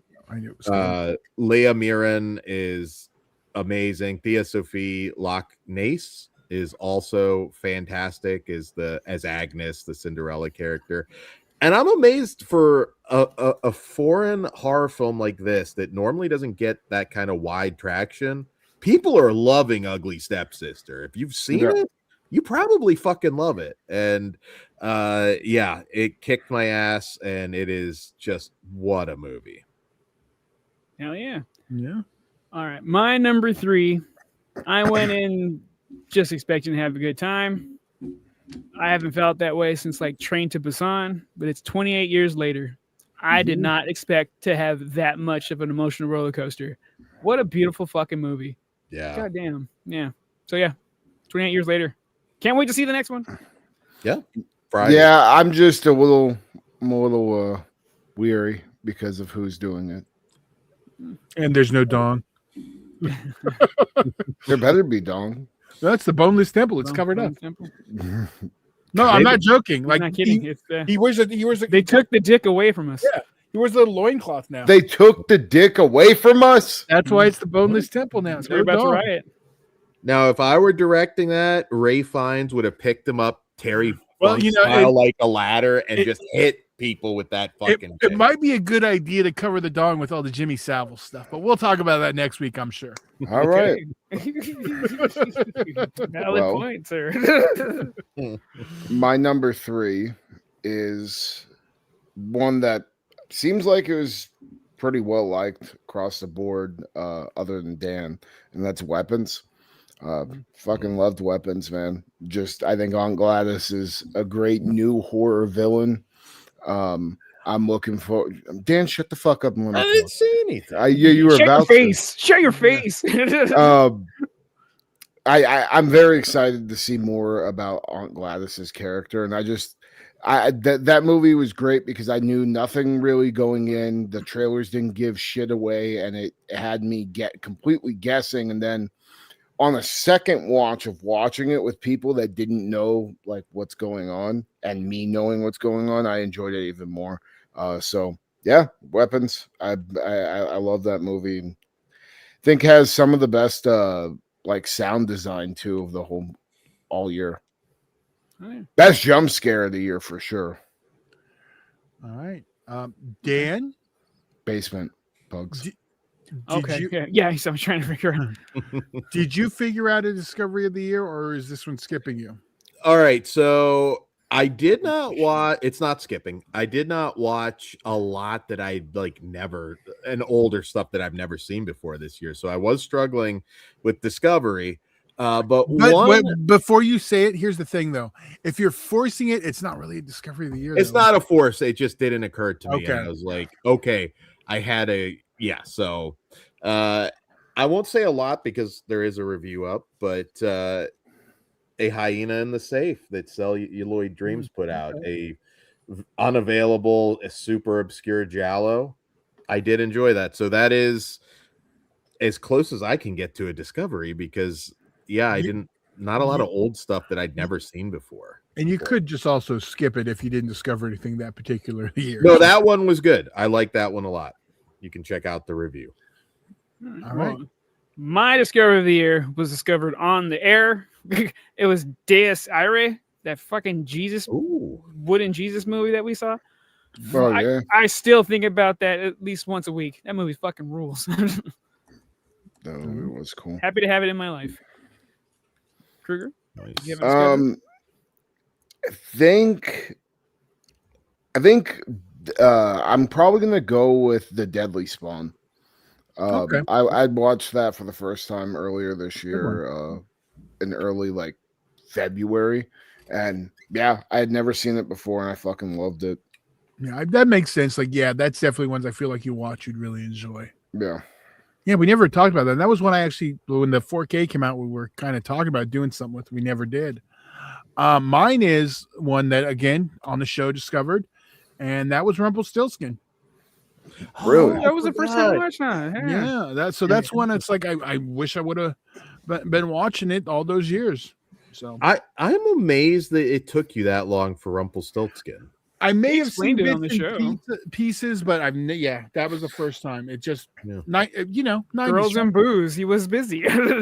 Todd was getting some or at least trying to. It depends what year we're talking. So. Gotta They put weren't in all the- successful missions, but they were all, At least you went out there and tried. exactly. So there we go. All right, Dan. Pugs. You kick off. Number two. Number 2. Second favorite film of the year. All right. My number 2 has been mentioned already. Rule of Jenny Penn for Lithgow There you go. and Motherfucking Owns. So make sure you guys check that shit out. What about you, Kruger? My number 2 is possibly, not possibly, the best dinosaur movie to come out since Jurassic Park, and that is Primitive War. I fucking love Primitive War. I've watched it probably 4 times this year, and Didn't you see it twice in theaters? Even I saw it twice in theaters. We watched it when I was in rehab. I watched it fucking right when it came out on VOD. Like, I fucking love that movie. Yeah. Just great dinosaur fun. I really hope we get a sequel because there's 3 books, so there's more material. And it seems pretty well liked. I would be surprised if we don't get a sequel, and hopefully with a higher budget. But like, for what it is, like it's the best big budget dinosaur movie that we've gotten in years. The only like movie that we've even gotten close to this is like 65, but I think Primitive War blows that movie out of the water. And for like, I think it was like a not even $10 million movie. I mean, that's amazing to me what they were able to do. Yep. And I mean, even it being a long ass movie, because it's a 2.5 hour long movie. I mean, it doesn't feel it. Great characters too. I mean, all the characters in Primitive War, I feel like, are fucking straight out of a Predator film. Yeah, I agree. It was a good year for creature features. Dan's like a good one, maybe. Yeah, we'll get to that later. See how good Pugs is? Be like Pugs, Dan. All right. My number 2. One of the few movies I've seen multiple times in theaters this year. It's one I really, really fucking loved, and the chat's been like dropping it every few minutes. I saw it pop up just recently, and that is, I'm not going to throw the R in it, but it's Bone Lake. I loved Bone Lake, Boner Lake, whatever you want to call it. It is a lot of fun. And that's my second favorite of the year. I had a great time with it. It tickles exactly what I want tickled. It's a good time. Could it have used some more titties? Yes. Dan's gonna say yes, but didn't matter. I had a good fucking time. Number 2, Bone Lake. Good pick. I like Bone Lake a lot. Say, there you go, Black. Finally, Bone Lake. There you go. I got you. Bone Lake, baby, says Indie Phantom. All right, Dan, what's your number 2? Wait, isn't it? Am I? Yeah. Oh yeah, Yeah, I am. you're next. Sorry, I went last. All right. So my number 2, again, at this point, we're in kind of masterclass territory for movies, and I went back and forth even right before the show, but my number 2 is Bring Her Back. Excellent horror movie. Who would have thought that basically a jackass crew from YouTube could be masters of horror, and the Filippo brothers are just killing it. I think Bring Her Back is fan-fucking-tastic. That is my number 2. All right. There you go.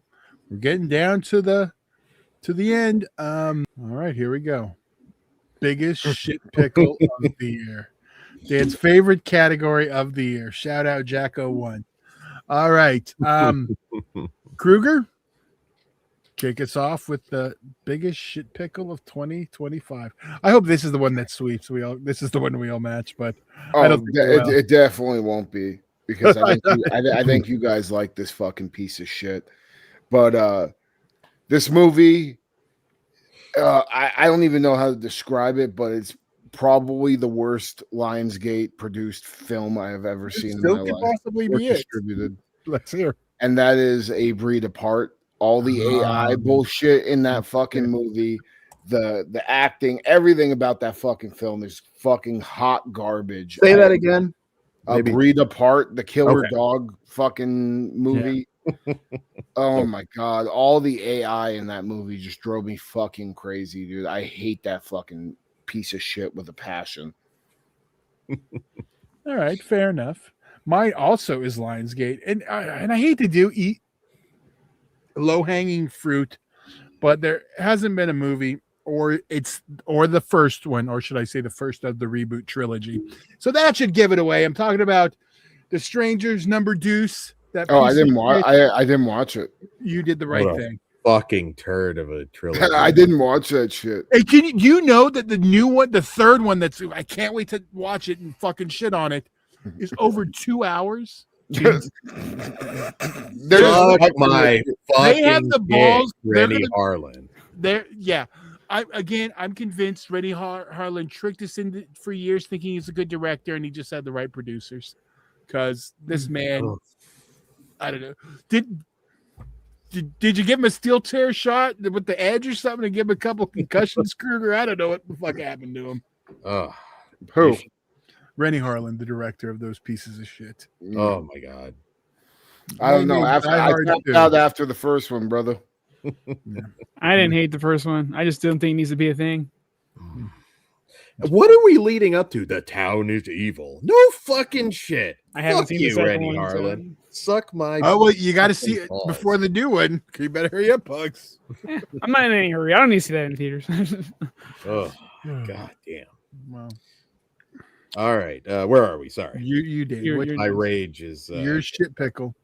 So, as much as I should give it to Predator Badlands because Pugs was getting me riled up again, that is not. I'm going to stick with my original pick. And that is the shit pickle to end all fucking shit pickles. And that is War of the Worlds with Ice Cube. Okay. I still need to see it. No, you do not. That movie is a fucking. I rated it pretty high, Kruger. You don't need to see it. That movie is Ice Cube at a fucking laptop. The whole fucking movie. That, you know what? You drop down, Ice Cube. You were like a below that Skittles. We're gonna get a diss track? Whoa. Calm down there, Dan. I'm gonna tell you like this. No, man got paid, so I'm gonna give him props for. He literally read his fucking script on the screen, and he got paid. So good for you, Ice Cube. Yeah, we could just wing a better fucking movie right now. Give us 5 minutes, and it'll be more exciting than War of the Worlds with Ice Cube. That Amazon fucking commercial piece of fucking dog shit. Slash Video says War of the Worlds is hilarious, though. I'm on his side. You know what? Don't shop Retro Crypt if you like that. That is no talking, you dickhead. Boo you. War of the Worlds fucking stinks. You don't need that. That doesn't mean you got to take money out of his pocket, you cocksucker. And on that note, Retro Crypt, the #1 purveyor of subhumanoid lifestyle products. Find clothing, home decor, collectibles, and more. Like this glow-in-the-dark Tales from the Crypt t-shirt. Only $24.99. Or how about Toxie himself? 7 inches of superhuman size and strength. For any shelf in your house. Only $54.99. Or these Goosebumps magnets.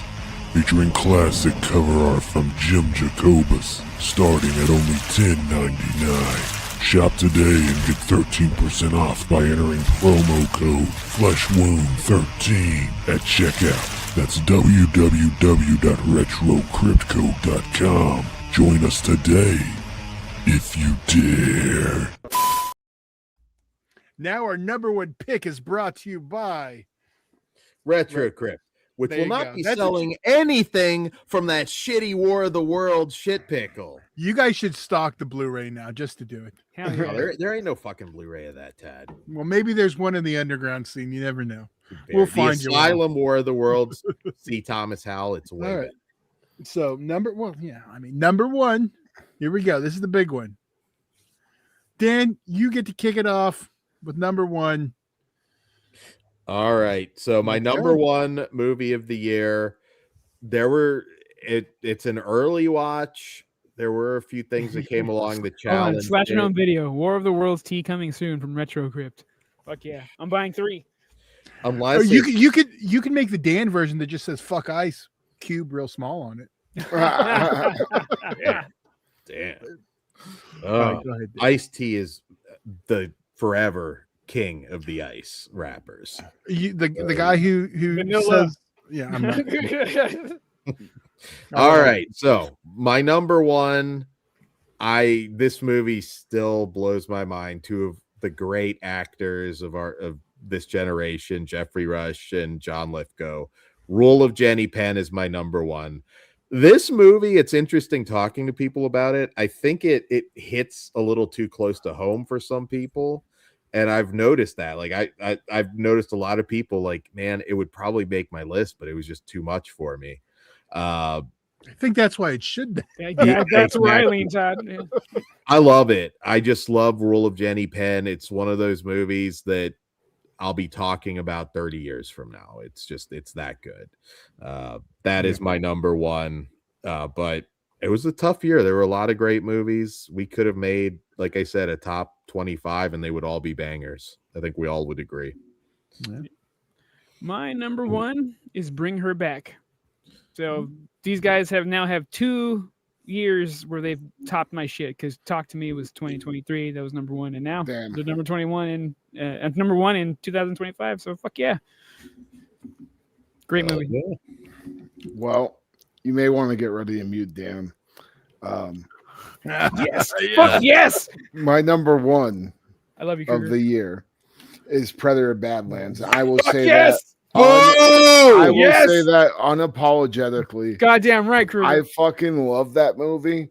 That is and I don't know how long was it, like fucking 2 hours or whatever. Not long enough. 2 hours in the theater that I just fucking I can't say I've enjoyed a movie that much in a really long time. It was everything I wanted. I was expecting the story to pretty much go the way it did. And I was thrilled. I was thrilled to finally get to go on an adventure with a Yautja.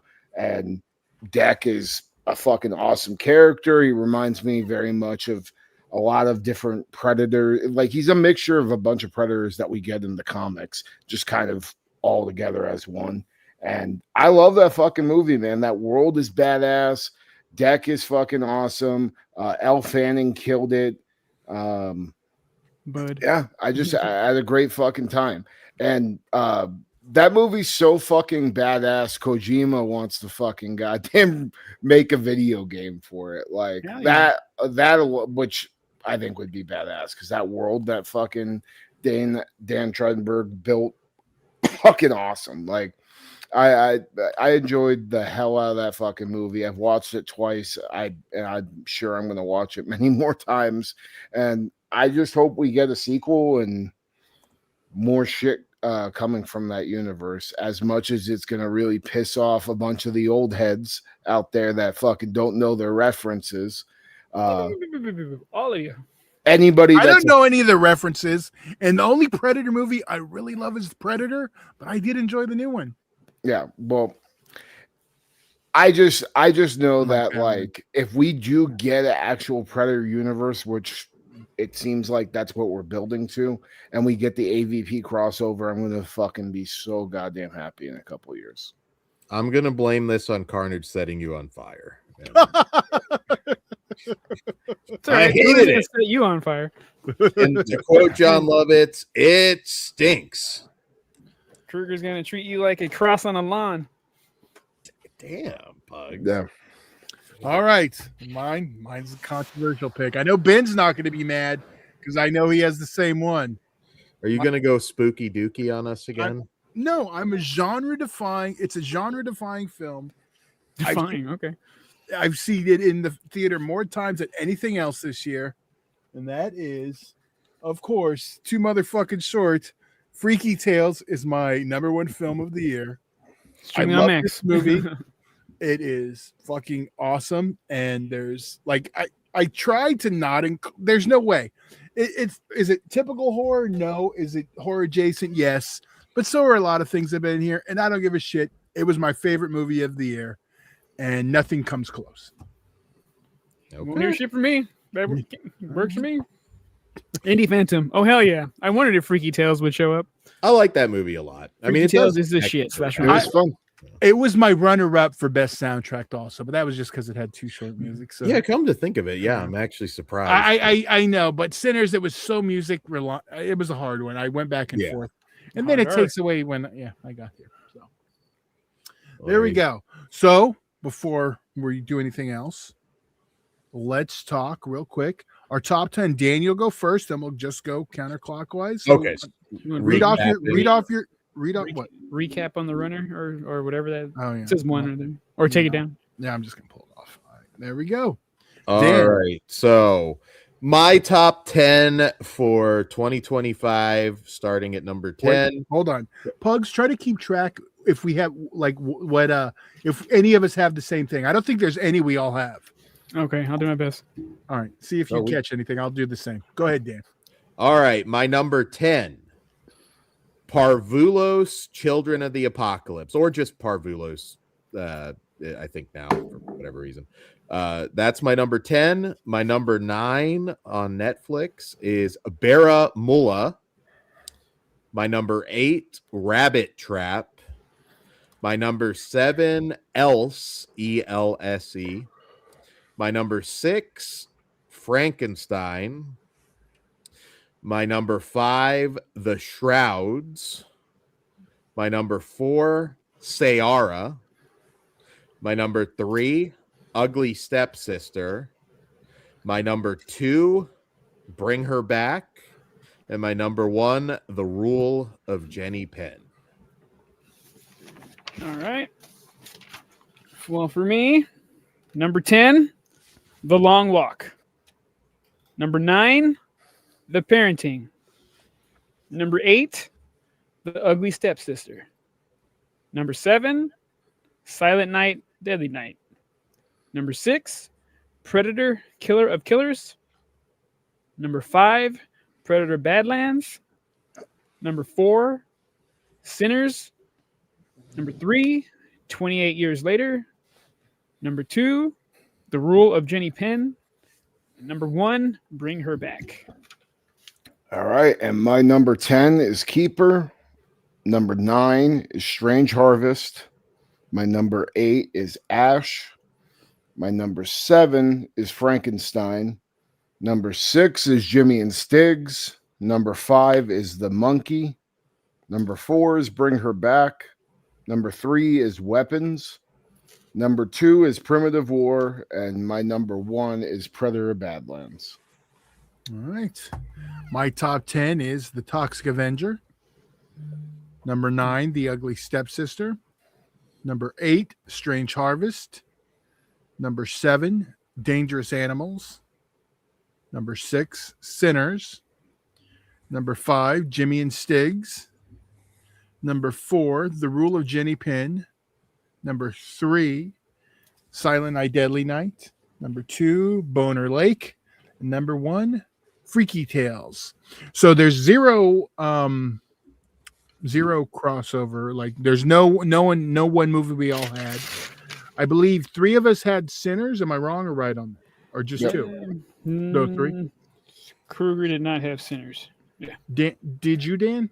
We all had Bring Her Back, I believe. No, we didn't. I didn't. Oh. Yeah, there's not one that's across the board. Strange Harvest. Did 3 of us have that? 3 of us did. 3 of you do. Right, so that's probably it came close for me, but yeah. So that's probably the closest one we have to a Universal. Jimmy and Stiggs was just me and Kruger, right? Yep. Yeah. Silent Night, Deadly Night was just me and Kruger. No, not me. Oh no, you. Oh no. I haven't seen Okay, it. you. Okay, that's right. Sorry. Dangerous Animals is just me. Just you. Ugly Stepsister was me and Dan. Did you have that? I had that too. So Ugly Stepsisters and Sinner. Wait, was it Sinners? Were the ones we have? No, Strange Harvest. Strange Harvest. Those are the 2 that. Yeah, okay. Different. Okay. All right. We normally have at least one, so none of us. I thought for sure my top 3, Jenny Penn, Bring Her Back, Ugly Stepsister, would be on everybody's list somewhere. I thought those would be universal. Well, honorable mentions now. Haven't been mentioned. I'd like to just throw out there. There's this movie called Monster Island, also known as Orang Ikan. Fucking great, like just awesome creature feature. It's like a creature from the Black Lagoon style monster that's a man in the suit, and it's just fucking badass. It takes place during World War II, and with a Japanese soldier and a British soldier like getting stranded on this island. The best way I could describe it is think Sweetheart and Godzilla -1 fucking mixed together as far as like the fucking World War II drama. Really, really good stuff. So I just want to throw that one out there. Also, we haven't really talked about Screamboat at all. Screamboat blew my expectations out of the water. I thought it was really, really fucking good. Unlike the meme one, this Screamboat actually had like a really good budget. Had a lot of the team from Terrifier and Stream working on it too, which helped. And it was gore fest, and I really enjoyed the hell out of it. David Howard Thornton did awesome playing the mouse. Yeah, that was one that was on my list. It just didn't make the cut too. Yeah, and also obviously the definitive Killer Mouse movie, in my opinion. Yeah, and another dong noted release, Unspeakable. If you saw the uncut one, Unspeakable Beyond the Wall of Sleep was another one that was close to making my cut. That just didn't. Yeah, I still need to watch that. Honorable mention for me, New Fear's Eve. Kruger, if you haven't seen that, I would really like you to. Yeah, I haven't. Yeah, I think it's great. Yeah, I wasn't huge about that one. It's mean. Yeah. Nobody talked about Together. Did you guys like Together? Oh, I had that for in a gore scene, like pull out games week. Oh, dude, that shit would fucking suck so much. It was just a rough year. I really like Companion too. That was close. Yeah. Same with Hard Eyes. Hard Eyes, I thought was a really good, like a solid slasher. Probably one of the better slashers this year. Also, just want to throw out there Beast of War, good shark movie. Yeah, another good shark movie. Dark Match was cool. That was fun. I'll throw out The Ruse, which was a really good Hitchcockian thriller from the director of the Malevolence trilogy. I enjoyed that a lot. Glad Kruger brought up Monster Island because that was another great creature feature. The Damned from last January. That was awesome wintry horror, and that was so close to cracking my top 10. It stuck with me all year. The Surrender on Shudder I thought was quite good. I'm surprised. I'm surprised. Okay. Don't just read your list. We're kind of trying to jump around. Now you're just reading yours all. Oh, my bad. That's all right. I'm surprised nobody had Ed Kemper on their list. That was one that was like almost to the end, but it didn't make mine. I thought Ed Kemper was really good. What the hell? There was Black Phone 2. Just good Nightmare on Elm Street ripoff for me. Moments for me, but I didn't really. Not for me. Yeah, Alma and the Wolf was another one I really liked this year. Ethan Embry. And The Home was another one that like I surprisingly really enjoyed. Scared Shitless was pretty fun. Yeah, fuck yeah. Did you go? We all watched Samala, right? Yeah, I like Samala. Samala was pretty fucking solid. That was on Netflix. On Netflix too, Vosh Level 2. I really dug Bosch Level 2. Is there any TV show stuff? For me, number one, if we're doing it by episode, it would be Alien Earth episode 5. Oh, dude, that's show of the year for me, dude. Like, no, but as a whole, it's Derry for me. Welcome to Derry. That just, I'm still rewatching this while I'm cleaning and stuff. For me, it's Alien Earth, but Welcome to Derry really has surprised the fuck out of me. Like, The first episode, I was like, man, but then everything after was just fucking gold. I fucking love that show. I can't wait for the next season. I'm really curious to see where they're gonna go with the story.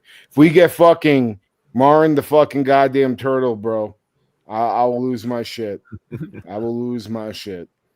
But yeah, Alien Earth, I think is one of the best things we've gotten from the Alien franchise, probably since Prometheus. Yeah. That 5th episode, goddamn, so fucking awesome. It's just like the perfect Alien sequel. Yeah. Or prequel, technically. Another movie that like came in under the wire but didn't quite make my list, but that I really loved, and that was We're So Dead. The what did they call it? They compared it to Clerks or whatever. I can't remember what it was, but the one with the Christmas one when they're in the restaurant, the one that was kind of rips off Waiting a bit. That was one I really Yeah, that was liked. really good. Yeah. I know, Dan, you had some more. You were just rambling them off. Oh yeah. Another oddball sci-fi anthology that I liked a lot from director Monica Simmons is The Black Hole. It kind of almost gave me Lex vibes. I love Lex. That is another obscure foreign movie this year that I enjoyed very, very much.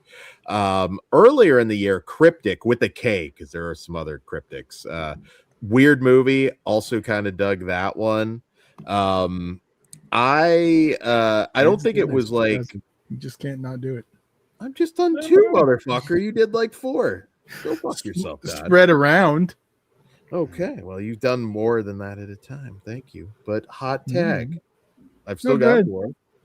Well, then I why know. the fuck did you stop me, Tad? Because I'm giving you shit because you've been an asshole about fucking Badlands all night.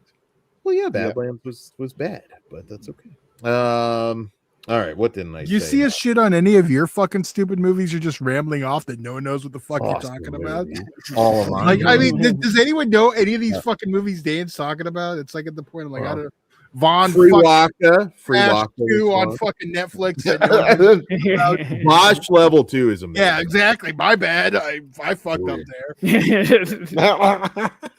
Damn. I miss you guys. What else? You know what? One, I'm not like. I like The Gorge. Was another one. I thought that was Not actually that shitty. Okay, now I'm gonna pull a Dan. That shitty fucking Apple movie. I thought that was actually pretty. Now, I- once you're fucking at the guy. bottom of the gorge, I agree it's a little less so. But no, up to that those were favors and bills had to be paid, dude. Yeah, that But was glad you shitty. liked it. Yeah. I thought Fucking that sucked. was decent. One that I'm surprised. You see how I said I'm glad you liked it? Cockhead. Fuck you. I said I'm glad you Shut liked up. Read your shit. the franchise killer Predator movie too. I said it. Peter Pan's Neverland Nightmare was one that I surprisingly liked this past year. I was surprised that Neverland Nightmare got as nasty as it did. That's It what I felt liked. different. Yeah, like that was not the movie I was expecting in a good way. What's everybody's definitive Popeye, by the way? Oh, the Popeye's Revenge was the best for me. Yeah, I'd have to go back, but I'm Agreed. pretty sure Popeye's Revenge. Revenge too for me. There was one other one that was decent, but that was the only one I really liked and want more of. I think it wasn't Shiver Me Timbers. Popeye the Slayer Man. Yeah, I think that was the other one. That Which was is the one that incorporated the spinach? I think Popeye the Slayer Man. Then I'm gonna go with that one. Was that the handful of titty? No, that's Popeye's No, Revenge. That's Shit. Popeye's Revenge. Yeah. nobody I'll go Slayer Man. nobody brought up Presents, which I know is not the most. Fuck Like- presents. I liked it, but yeah, like a Desert's another random one that like no one saw that I liked. Witchboard was another underrated one that I expected nothing out of, but Did you guys see that movie Kombucha? no. No. No, It's just it honestly wasn't half bad. It had some decent body horror in it. It's about kombucha that made you melt. There is I got two other ones I'll just throw out. Well, actually three, but I'm just going to name them. Gush was one I really liked, and another indie Babezilla versus the Skyber Skanks, Rise of Mecha Babezilla, which also made my list. But here's the one that Dan's probably going to shit on. I saved it for my last one. And I know I liked it because I saw it in theaters as many times as I did Freaky Link, although one of them was just to kill time. Tails. and it's not the greatest movie, but I had a good time, and it really got me into the game, and that was Until Dawn. Oh, I don't Are you- disagree. have you- Don't how you much- remember? I like that. how much have you played the game, Todd? I don't know how many hours I've logged, but I played it through a couple times and done the ending a few different ways too. Oh, okay, that's cool. So yeah, because I saw the movie, played the game, watched the movie again. Then I might have watched it halfway in between, and then when I finished it, saw it the third time.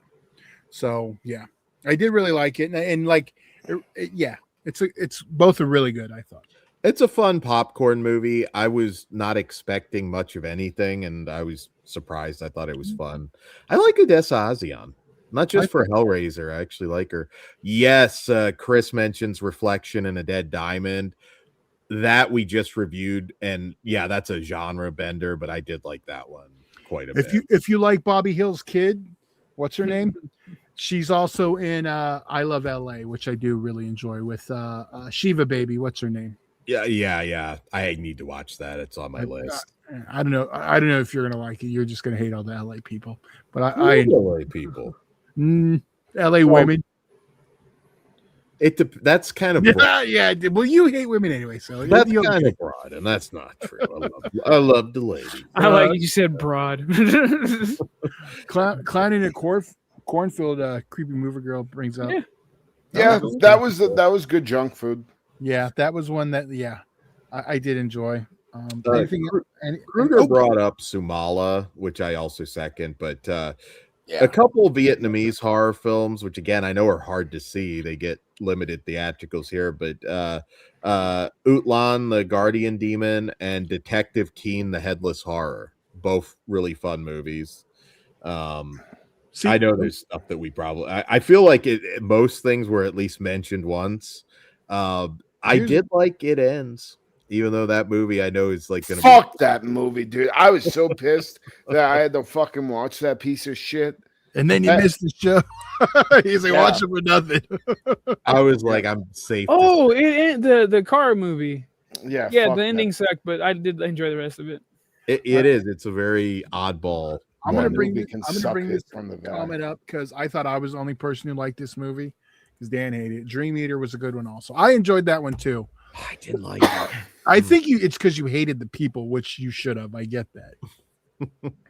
Yeah, that was a little bit of a letdown because that had some good hype behind it before it came out. I was like, did it? It was like hard to see, and no one talked about it. I didn't hear any hype. It had critical acclaim, but that doesn't always mean anything. What didn't come up at all? Shelby Oaks, which it didn't make my list. I thought it was a decent movie though. I enjoyed it. Yeah, you know what's one movie I watched this year that really disappointed the fuck out of me because I've been waiting like 2 years to see it. Toxic Avenger. Thorns. That was that I forget what his name is, but it has the effects guy that worked on the what was it, Hellraiser Inferno and shit. Mm-hmm. And it was like a Hellraiser-esque type thing. It had Doug Bradley in it, with like a priest sent in, like that worked for NASA that had like opened up a deep space wormhole that like let in a demon. That shit was really disappointing. Gary Tunnicliffe works on small budgets, but he does do wonders at times. Todd, shocked one. Well, not totally shocked because it is hard to do a top 10. Since you are like LA movies always tend to make it, no Coyotes on your list. It's a good movie, but it's not top 10 good of a movie. Like if I had a top 20, it would have probably made it on the list. But there's a lot of stuff. I mean, Toxic Avenger, look how low it was. But that again, shocked me. I thought that was at least number 2. Yeah, right. You knew Freaky Tales was going to be number 1. I mean, if you were counting it, yeah, I figured, yeah, that'll. And I went back and forth. So, but I yeah, fuck y'all. It's number. Creepy Girl Movie Review asked, "Have you guys seen Uncontained? It's a zombie flick." No. Yeah, I think so. I don't think I have. Let me confirm it though, because it's hard to remember all these titles.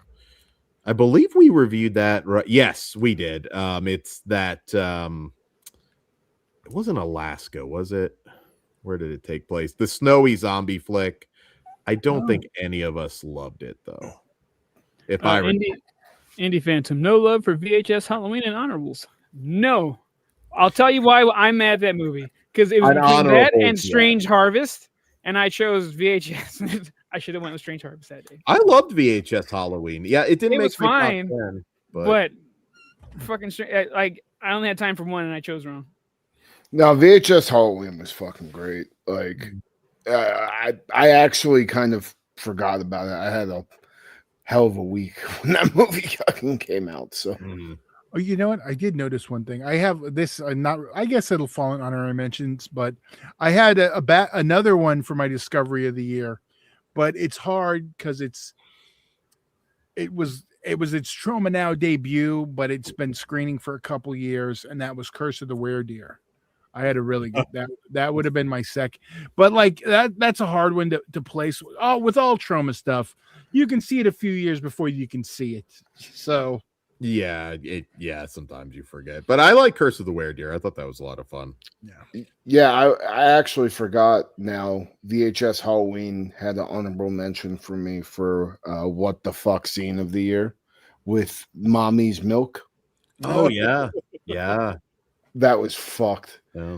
Yeah, no, fuck, man. Better VHS movies, in my opinion. What? Yeah, it's up there. I mean, all the segments I thought were good. All the segments were good. The wraparound's never great, but whatever, it was fine. Over that at this point, they all can't have the Creep Keeper. No. Yeah, like I said, good year for creature features. Monster Island, Primitive War, Dangerous Animals, Beast of War. Like, we had some good monster stuff this year. And Tubi. I think it might have come up briefly, but Takeout was a pleasant surprise. Takeout and Match were like just out of nowhere. Too good for Tubi almost. I mean, they were just surprising how good they were. I was sitting my ass down to watch Match, thinking like, this just looks like it might be fine, but it just looks like a generic Tubi thriller. I thought like something like Buried with Ryan Reynolds, something like that. And I'll be damned what that fucking movie ended up being. That was a blast. Great. That was a lot of fun. I dug that movie. But yeah, I think we would all agree a really good year. I mean, I'm sure there's some stuff in honorable mentions that I'm forgetting to mention. Saw a lot of stuff this year, but oh, there you go. Too good for Tubi sounds like a good category. You know what nobody mentioned as a shit pickle was Run, which at the very least I was able to have fun with it, so I can't call it a pure shit pickle. But I think you would probably agree. Run was like waiting to exhale with an alien invasion. What? Yeah. Really? Awesome. I'm not trying to talk you into it because Run was the most surreal. Like, I've never seen something that low budget and that Tubi in not a good way. This is not the good Tubi. I see. I had fun with it. I know Dan didn't, but I can have fun with seeing that on the big screen was wild. I could not believe. You said waiting to exhale with an alien invasion, though. Dude, you're selling me. I'm sold. I might have to watch this shit. I felt like number one. If it was a Tubi original, I think it would have been like, wow, this is good shit. We need a Tubi remake. I was the sole white guy in the theater, and I think they were all wondering why I was there. This is why you hated it. Okay. That's not why I hated it. I said it was funny. It was surreal. It's like, I thought the Magic Johnson theaters closed. When is Medea showing up?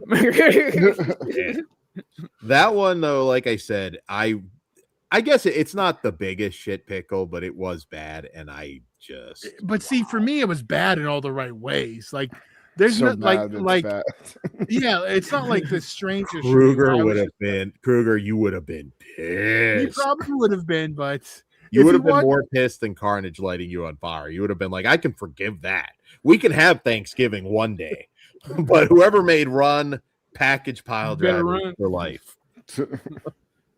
I want you to watch it now, Kruger, and just review Run. We should do a Patreon fucking watch along. There you go. There you go. Yeah, with pugs it'll need to be. That's the way to do that one. Because I can't watch it. I again. think that is not the bad. We gotta hurry up with our Purple Rain, Purple right? Rain one. Yeah, since now it's like all hot topic after it got requested. Let's get it. We'll get some little. Never mind. I'm We'll get some dreading extra the clip. Michael Jackson show this year. I'm just gonna yell at you the whole time, Dan. Well, I'm gonna say You've got a sneak preview of what's coming. yeah. Well, my Michael Jackson movie I think would look a lot different because I think we will have still, we will We have know to- it would look different. It'd be a fucking The trouble of being born. yeah, Oh. exactly.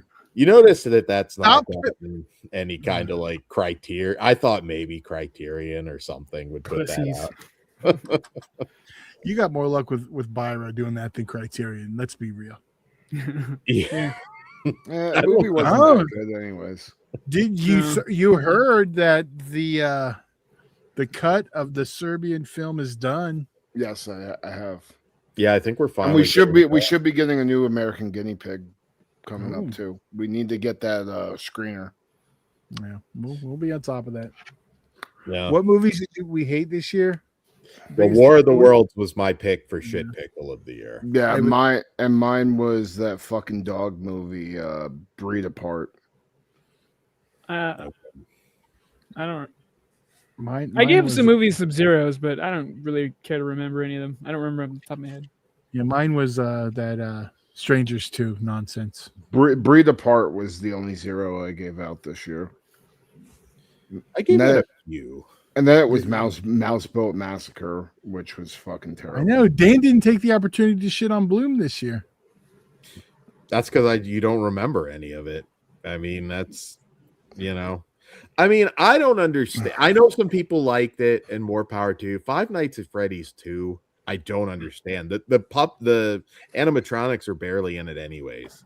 I don't understand why anybody liked it. I see. I thought Dan, but I know Dan. I'm surprised he didn't pick Megan too. I had fun with it though. Oh, that's not like the shit pickle award. I mean, it Oh. is what it is. But you still like to take your. Shots. This is another one. I was like the sole one who liked this one. I believe The Ritual. I'm shocked you liked it. I thought Ritual was boring and pointless. Maybe not the shit pickle of the year, but it was the most pointless. Why the fuck did you even make this movie? Yeah, Ben says the most basic ass. Maybe it's Yeah. because I don't know all this religious nonsense y'all do. So it's like I was like, oh, I didn't know this, so I'm paying attention. And y'all are like, this is what the nuns used to pound. Never mind, or the nuns, the priests. I meant. Hey, they held you down. Yeah. God damn. I don't know. I feel like the casting was interesting, but man, when you get in to see that movie, I expect a lot more from Al Pacino and Dan Stevens. Oof, rough shit. But yeah, no, actually, when I look at it, I think we were all a little light. Me very light on big studio tentpole movies in our. I top think we 10. had 2 or 3. I know Sinners was my only. Sinners was close to making my top 10. Plugs, you had another one too. I can't. Oh, it was in your top 3, I believe. Bring her back, Royal Jenny Penn in 28 days. 28 days later, that was the other studio one. 28.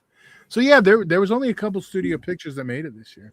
But I mean, Tell them up their game. I'm not afraid of putting them on my list. well, I like what I like. Sinners did so good. Warner's getting sold. So it's I thought they stopped selling them. It's funny because look at Lord of the Rings. It made so much money for New Line, then Warner bought them, and now Sinners made so much money for them. And yeah, you know what? That's actually shit pickle qualifier. Him was right there, not man. mentioned either. I did not like him. Him sucked. It had Yeah, I like wasn't a a fan. couple. Hell House One Lineage. moment, but That it- one has shit pickle award. That one could have done it too. I wouldn't argue that was like, man, I don't even care to go back and rewatch the franchise. Yeah, I didn't like him. I liked. I mean, the carnage at the Julia end. Fox was nice. Julia Fox was nice to look at, and Marlon Wayne's acting his ass off. It's a shame it's in that movie. But yeah, not like shit pickle level for me. Not shit pickle level. Yeah, unfortunately, You know, which if this came out and we saw it within the year it did, instead of I believe was the beginning of this year, African American Psycho probably could have made my list. But it was a 2024 movie, and I think we saw it early 2025. 2025 also, even though this isn't movie related, we have to say we successfully put on Last Tournament on the Left. So like Barry Horowitz, pat ourselves on the back because that was awesome. I still got to get my Blu-ray. That I just got mine. Awesome. And yeah, that was a lot of stress, but I think that show came off great. Can't wait for Last Tournament 2. And yeah, crazy year for everybody. I think this, like, it feels like we're living in a movie now. Like, yeah, and we should have an official announcement on something else next week, but I have to talk to Kruger. Ooh, yes, yeah. It's yeah, crazy year, crazy times, but I hope 2026 is good for everybody out there, and I hope everybody made their all of your New Year's wishes, I hope, come true. And thank you so much for watching. Yes, and if you're on the wrestling tier of Patreon, I've been putting up the UEW Underground ITV, and we're right up to episode 16, I believe, which is Kruger's UEW debut. Just went up on the Patreon on the wrestling tier. So hell yeah, go check that out and see Kruger's UEW debut. And don't forget, please drop your top 10s in the comment on this video after the live show ends. We will read them all. If you think we were full of shit on something, please feel free, talk all the smack you want. But I really want to see your top 10s. If you want to do the categories that we had tonight, please do those too. We really do appreciate that, and I want to see all of your lists. And now we get to pivot. Kruger gets some relaxation during this period, but now we pivot from this award season to the other award season. So we got the Oscars coming up. Yes. Unless Kruger, you're not going to make them Reddit this year and join in the fun and watch. Absolutely fucking. Jennifer Lawrence is like very, very naked. I'm going to catch up on all the shit I missed from this year. There you go. This is Kruger's time to catch up. I want to see the Kruger Patreon review of Hamnet. I don't even want to know. Nuremberg, I think he might. But Nuremberg, he might like. Actually, that's probably the one I'd say. You can check it out. We get the Oscar nominations, I believe, in next Thursday, I believe. Next Thursday? Okay, I know. On Thursday? Yeah. Okay. January 27th is the date that was announced. So that's next Thursday.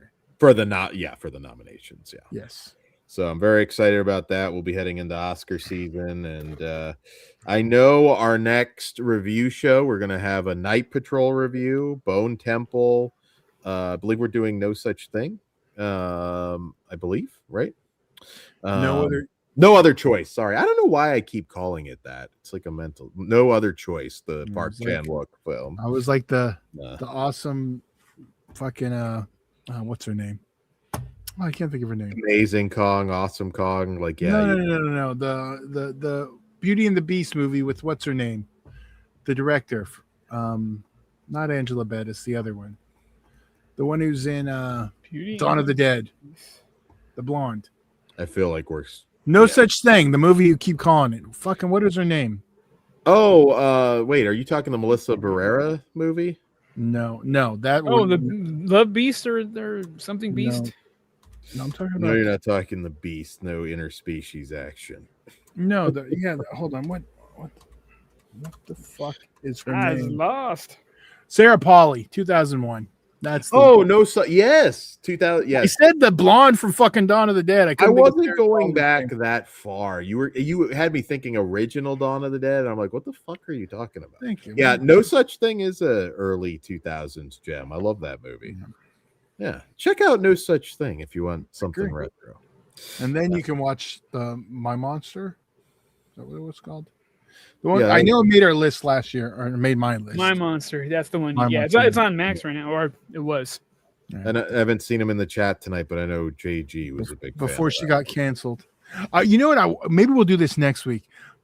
Pugs, I know you're not going to watch any Scream 7 trailers, but I think we should pull the poster up this week and pick who we think the killers are going to be just on the poster. Oh, that's funny. Okay. So nobody's gonna care unless they resurrect Jamie Kennedy, and it's gonna be Jamie Kennedy. You're gonna call. Dan's gonna call an audible. You know what would happen if I directed it? At this point, I would go ham. There's not going to be any fucking logic in it.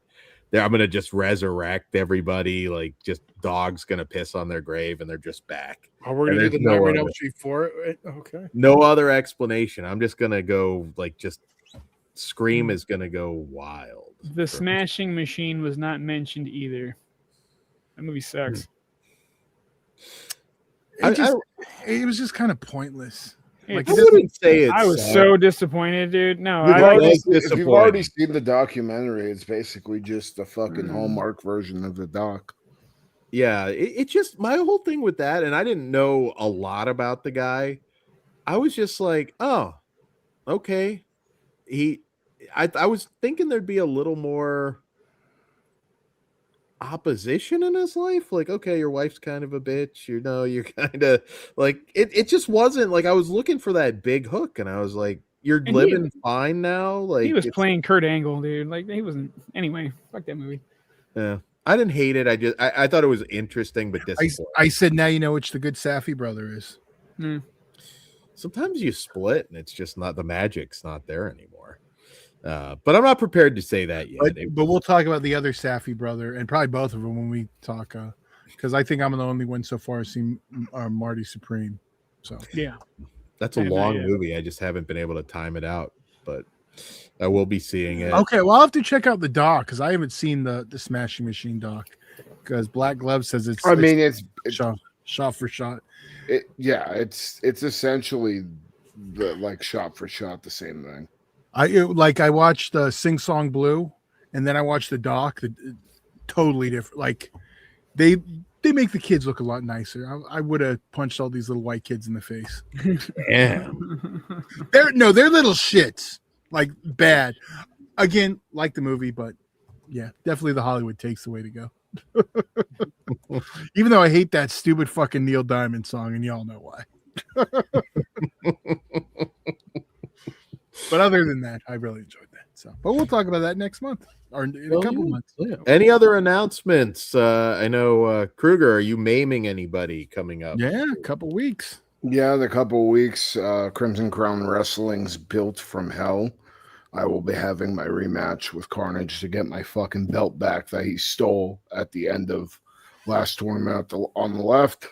So get your tickets for that. I also announced that I'm going to be in Vegas for WrestleMania weekend. I'll be there for about 4 or 5 days. So yeah, hopefully I get some more bookings out there. As of right now, I think I have 2. But I'm hoping to get more than that. Hell yeah. And you will be able to watch Crimson Crown Wrestling live. Oh, maybe on our Patreon, but pretty much definitely on IWTV once I reach out. So okay, it'll be their first live event there. So, but you guys will be able to watch it live. Don't worry, just keep an eye out. Hell yeah. Yeah, you Kruger, you gotta set him ablaze. Yeah. Also, Kruger, go ahead. I was gonna say, Pugs will be outside holding a can of gas if you need it. I dinner style. I may need it because the fucking lighter fluid didn't work the last time. We'll use whatever Pondo used. That seemed to work better. What was it? Fucking Bacardi. What was I gonna say now? Also on Flesh Wound Gaming, probably tomorrow I will be playing more of Silent Hill F. I've been streaming that on there, which is the latest Silent Hill game. So keep an eye out for that. And if you haven't liked the Flesh Wound Gaming, make sure you do, because we try to post it on the Flesh Wound too. But if not, make sure you're subscribed over there. Then it'll come up too. Yep. And also make sure you are a part of our Discord. Yeah. Lots of fun to be had on the Discord, and you'll never miss a sale or Never miss a new fast food sandwich. I would say we are the authorities on that. God.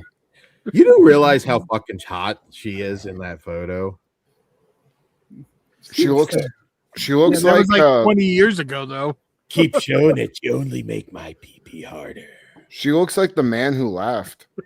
Gwen Payne. There you go. Oh, now that makes me sad. Legend. Legendary Predator. Yeah. So that he should be in Badlands too.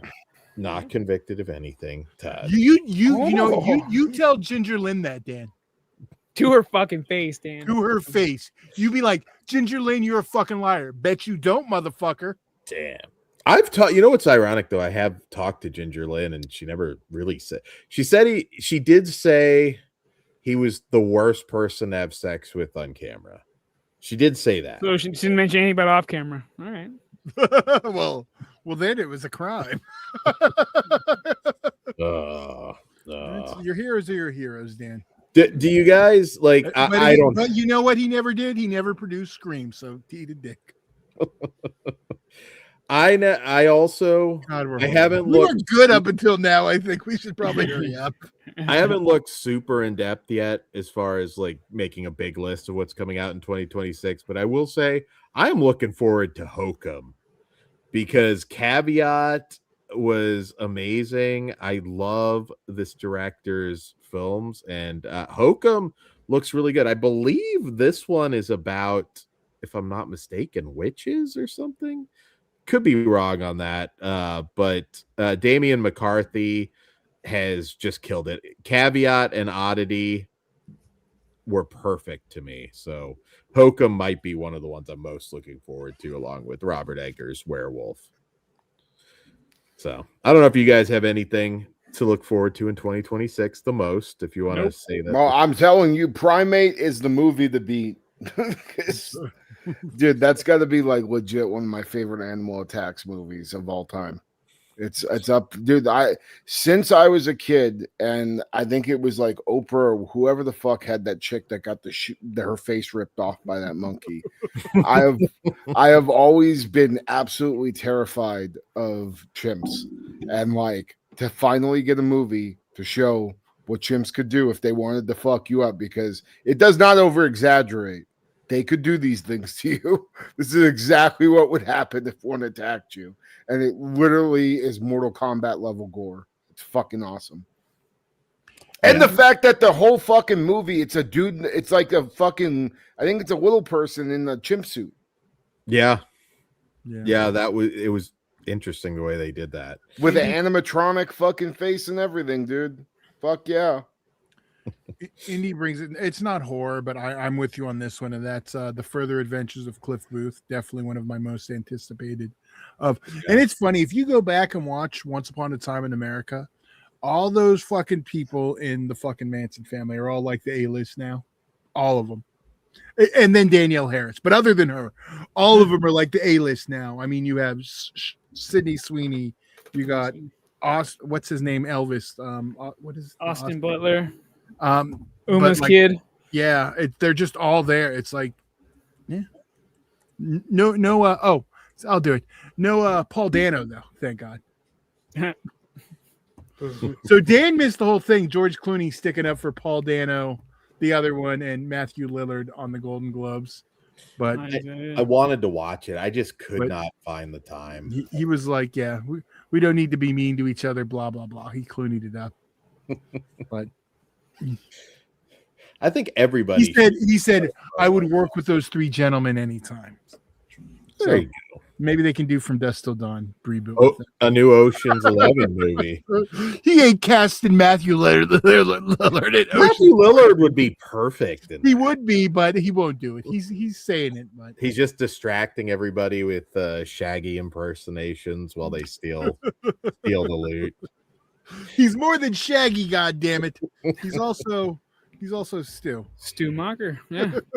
Paul Dano would just sit outside on the park bench, rubbing himself, getting the security to go after him. Deathgasm 2. Deathgasm 2. Oh, Yeah. good. Yeah, dude. They waited a long time, but I love Deathgasm. I can't wait. Melissa brings up Cold Storage. Yeah, we don't have too long for that. Joe Keery from Stranger Things and Liam Neeson. Godzilla -0. Oh yeah, that's a big one. Fucking November. I am psyched. I'm hoping it's Hedorah. I am hoping it's I think it Hedorah will so be. bad. Yeah. Hedorah Biollante, like one of those two monsters coming back would make me extremely happy. Ready or Not 2, I'm a little excited for. I'm excited for that. I'm a little like, did this need a sequel? But Yes, it does. I think it totally does. You could expand upon that universe. Like, yeah, you can. It definitely needs a 7th entry. And Return to 7. Oh God, Scream 7. Yeah, Return to Silent Hill. I'm optimistic. We have the original director coming back. Do you want me to I lower want your a popcorn expectations? bucket for that. I wanted a pyramid. I've been You're not saving doing my points and thought I'd get a pyramid head popcorn. What'd you say, Todd? Do you want me to keep your expectations in check? It got tested twice. They're dropping it in January. They have no faith in it, and everyone I've heard that's seen it has not been positive. But I don't know if they're gaming people, so I don't know. But Yeah, I don't know if you want to go in with low expectations from everything I've heard, but just keep that in mind. Nah. Well, now you're gonna go in high, be like, "Fuck this movie." We're getting Terrifier 4 this year too. Yeah, that's the final one, right? Did they announce an official date? Because I thought that was up in the air. October 2026. Oh, okay. Well, sweet then. Did you see some of the figures? I know now we're going off, but At Walmart and shit. Yeah. No, not Terrifier. That Trick or Treat's putting out. We're getting our first Clarence Boddicker figure. We need the Bitches Leave playset. Trick or Treat Studios. It's just be him pointing to the door. We're getting Clarence and RoboCop. What's the other one? There's another fucking good one I saw, and they're doing what I always like want. It's not just the main bad guy, it's like all the characters. They just announced it, their trade show. I'm trying to pull it up real quick to see what the other one was, because like, okay, that's different. Oh, they're doing a Leatherface bucket that looks like this too. So You gonna get it? of course. Yeah. But what was the other? Yeah. They're doing a Leprechaun figure, but the one I'm psyched for is they're doing a Maniac Cop. Oh, Hell yeah. That's cool. But no, there's a line where they're doing like the whole thing, and I'm trying to figure out which one it was, because I was like, well, that's cool.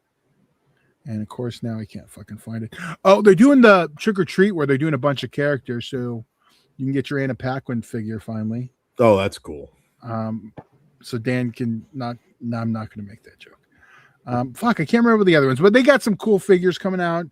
But I was really excited for the Maniac Cop. They're doing a bunch from Army of Darkness and Trick or Treat. Like what's his name? The old man. I can't think of the actor's name. But there's some cool stuff. I know. Sorry, I'm putting over your favorite company there, Pugs. I'm behaving. Hey, you know what? Their Motel Hell figure was cool. I'm not gonna talk shit. Yeah. But I want the Bitches Leave playset. Otherwise, It's fucking great. You need like something where that's what it says on the VHS. Like back in the day, they never did it. Put out a new limited VHS. When you're here next time, when Dan's here, I said this last time, but we got to make it happen. We got to play the VHS board games, especially we got to play. Well, not a VHS, but Silent Night, Deadly Night, the RoboCop VHS board game. We got to play that one. Yeah, I'm in. Did you see the fucking Maniac Cop figure? Yeah, that's the one I'm talking about. That's fucking. Yep. I'm looking at this shit right now. Yeah. Damn, dude, they're fucking releasing fucking a 1-in-1 scale minion from the gate. Oh, okay, nice. I didn't see that one. Oh fuck! You're gonna make me spend some money. Yeah. This year. There's an Art the Clown candy pail. Oh, there you go. Okay, so I didn't see that one. I just saw the RoboCop one. There's a candy pill for RoboCop. Oh no, that's a mask. That's a Oh. mask. No. Okay, I was trying to picture. Damn, and then some of these new masks, bunch of new Hellraiser shit. Yeah, they got some good shit coming up. Ooh. I haven't looked on here in fucking forever. Yeah, they just had that whatever the trade show was. But on that note, we'll let you guys get out of here. All right, guys. Please drop your top 10s and any other picks and thoughts on 2025 in our comments section. We'll read all of them, I promise. I'm so excited to see your lists. And we'll see you back here next week for Bone Temple we'll be reviewing and Night Patrol. I'm on No other choice. There you go. I'm not stuck in 2002. And yes, 2001. There you go. All right, guys. We love you. Have a happy 2026 and buckle up for more Flesh Wound. Good night. Here's the swimming with bow-legged women. Whatever you do, don't fall asleep. I'll see you in Disneyland.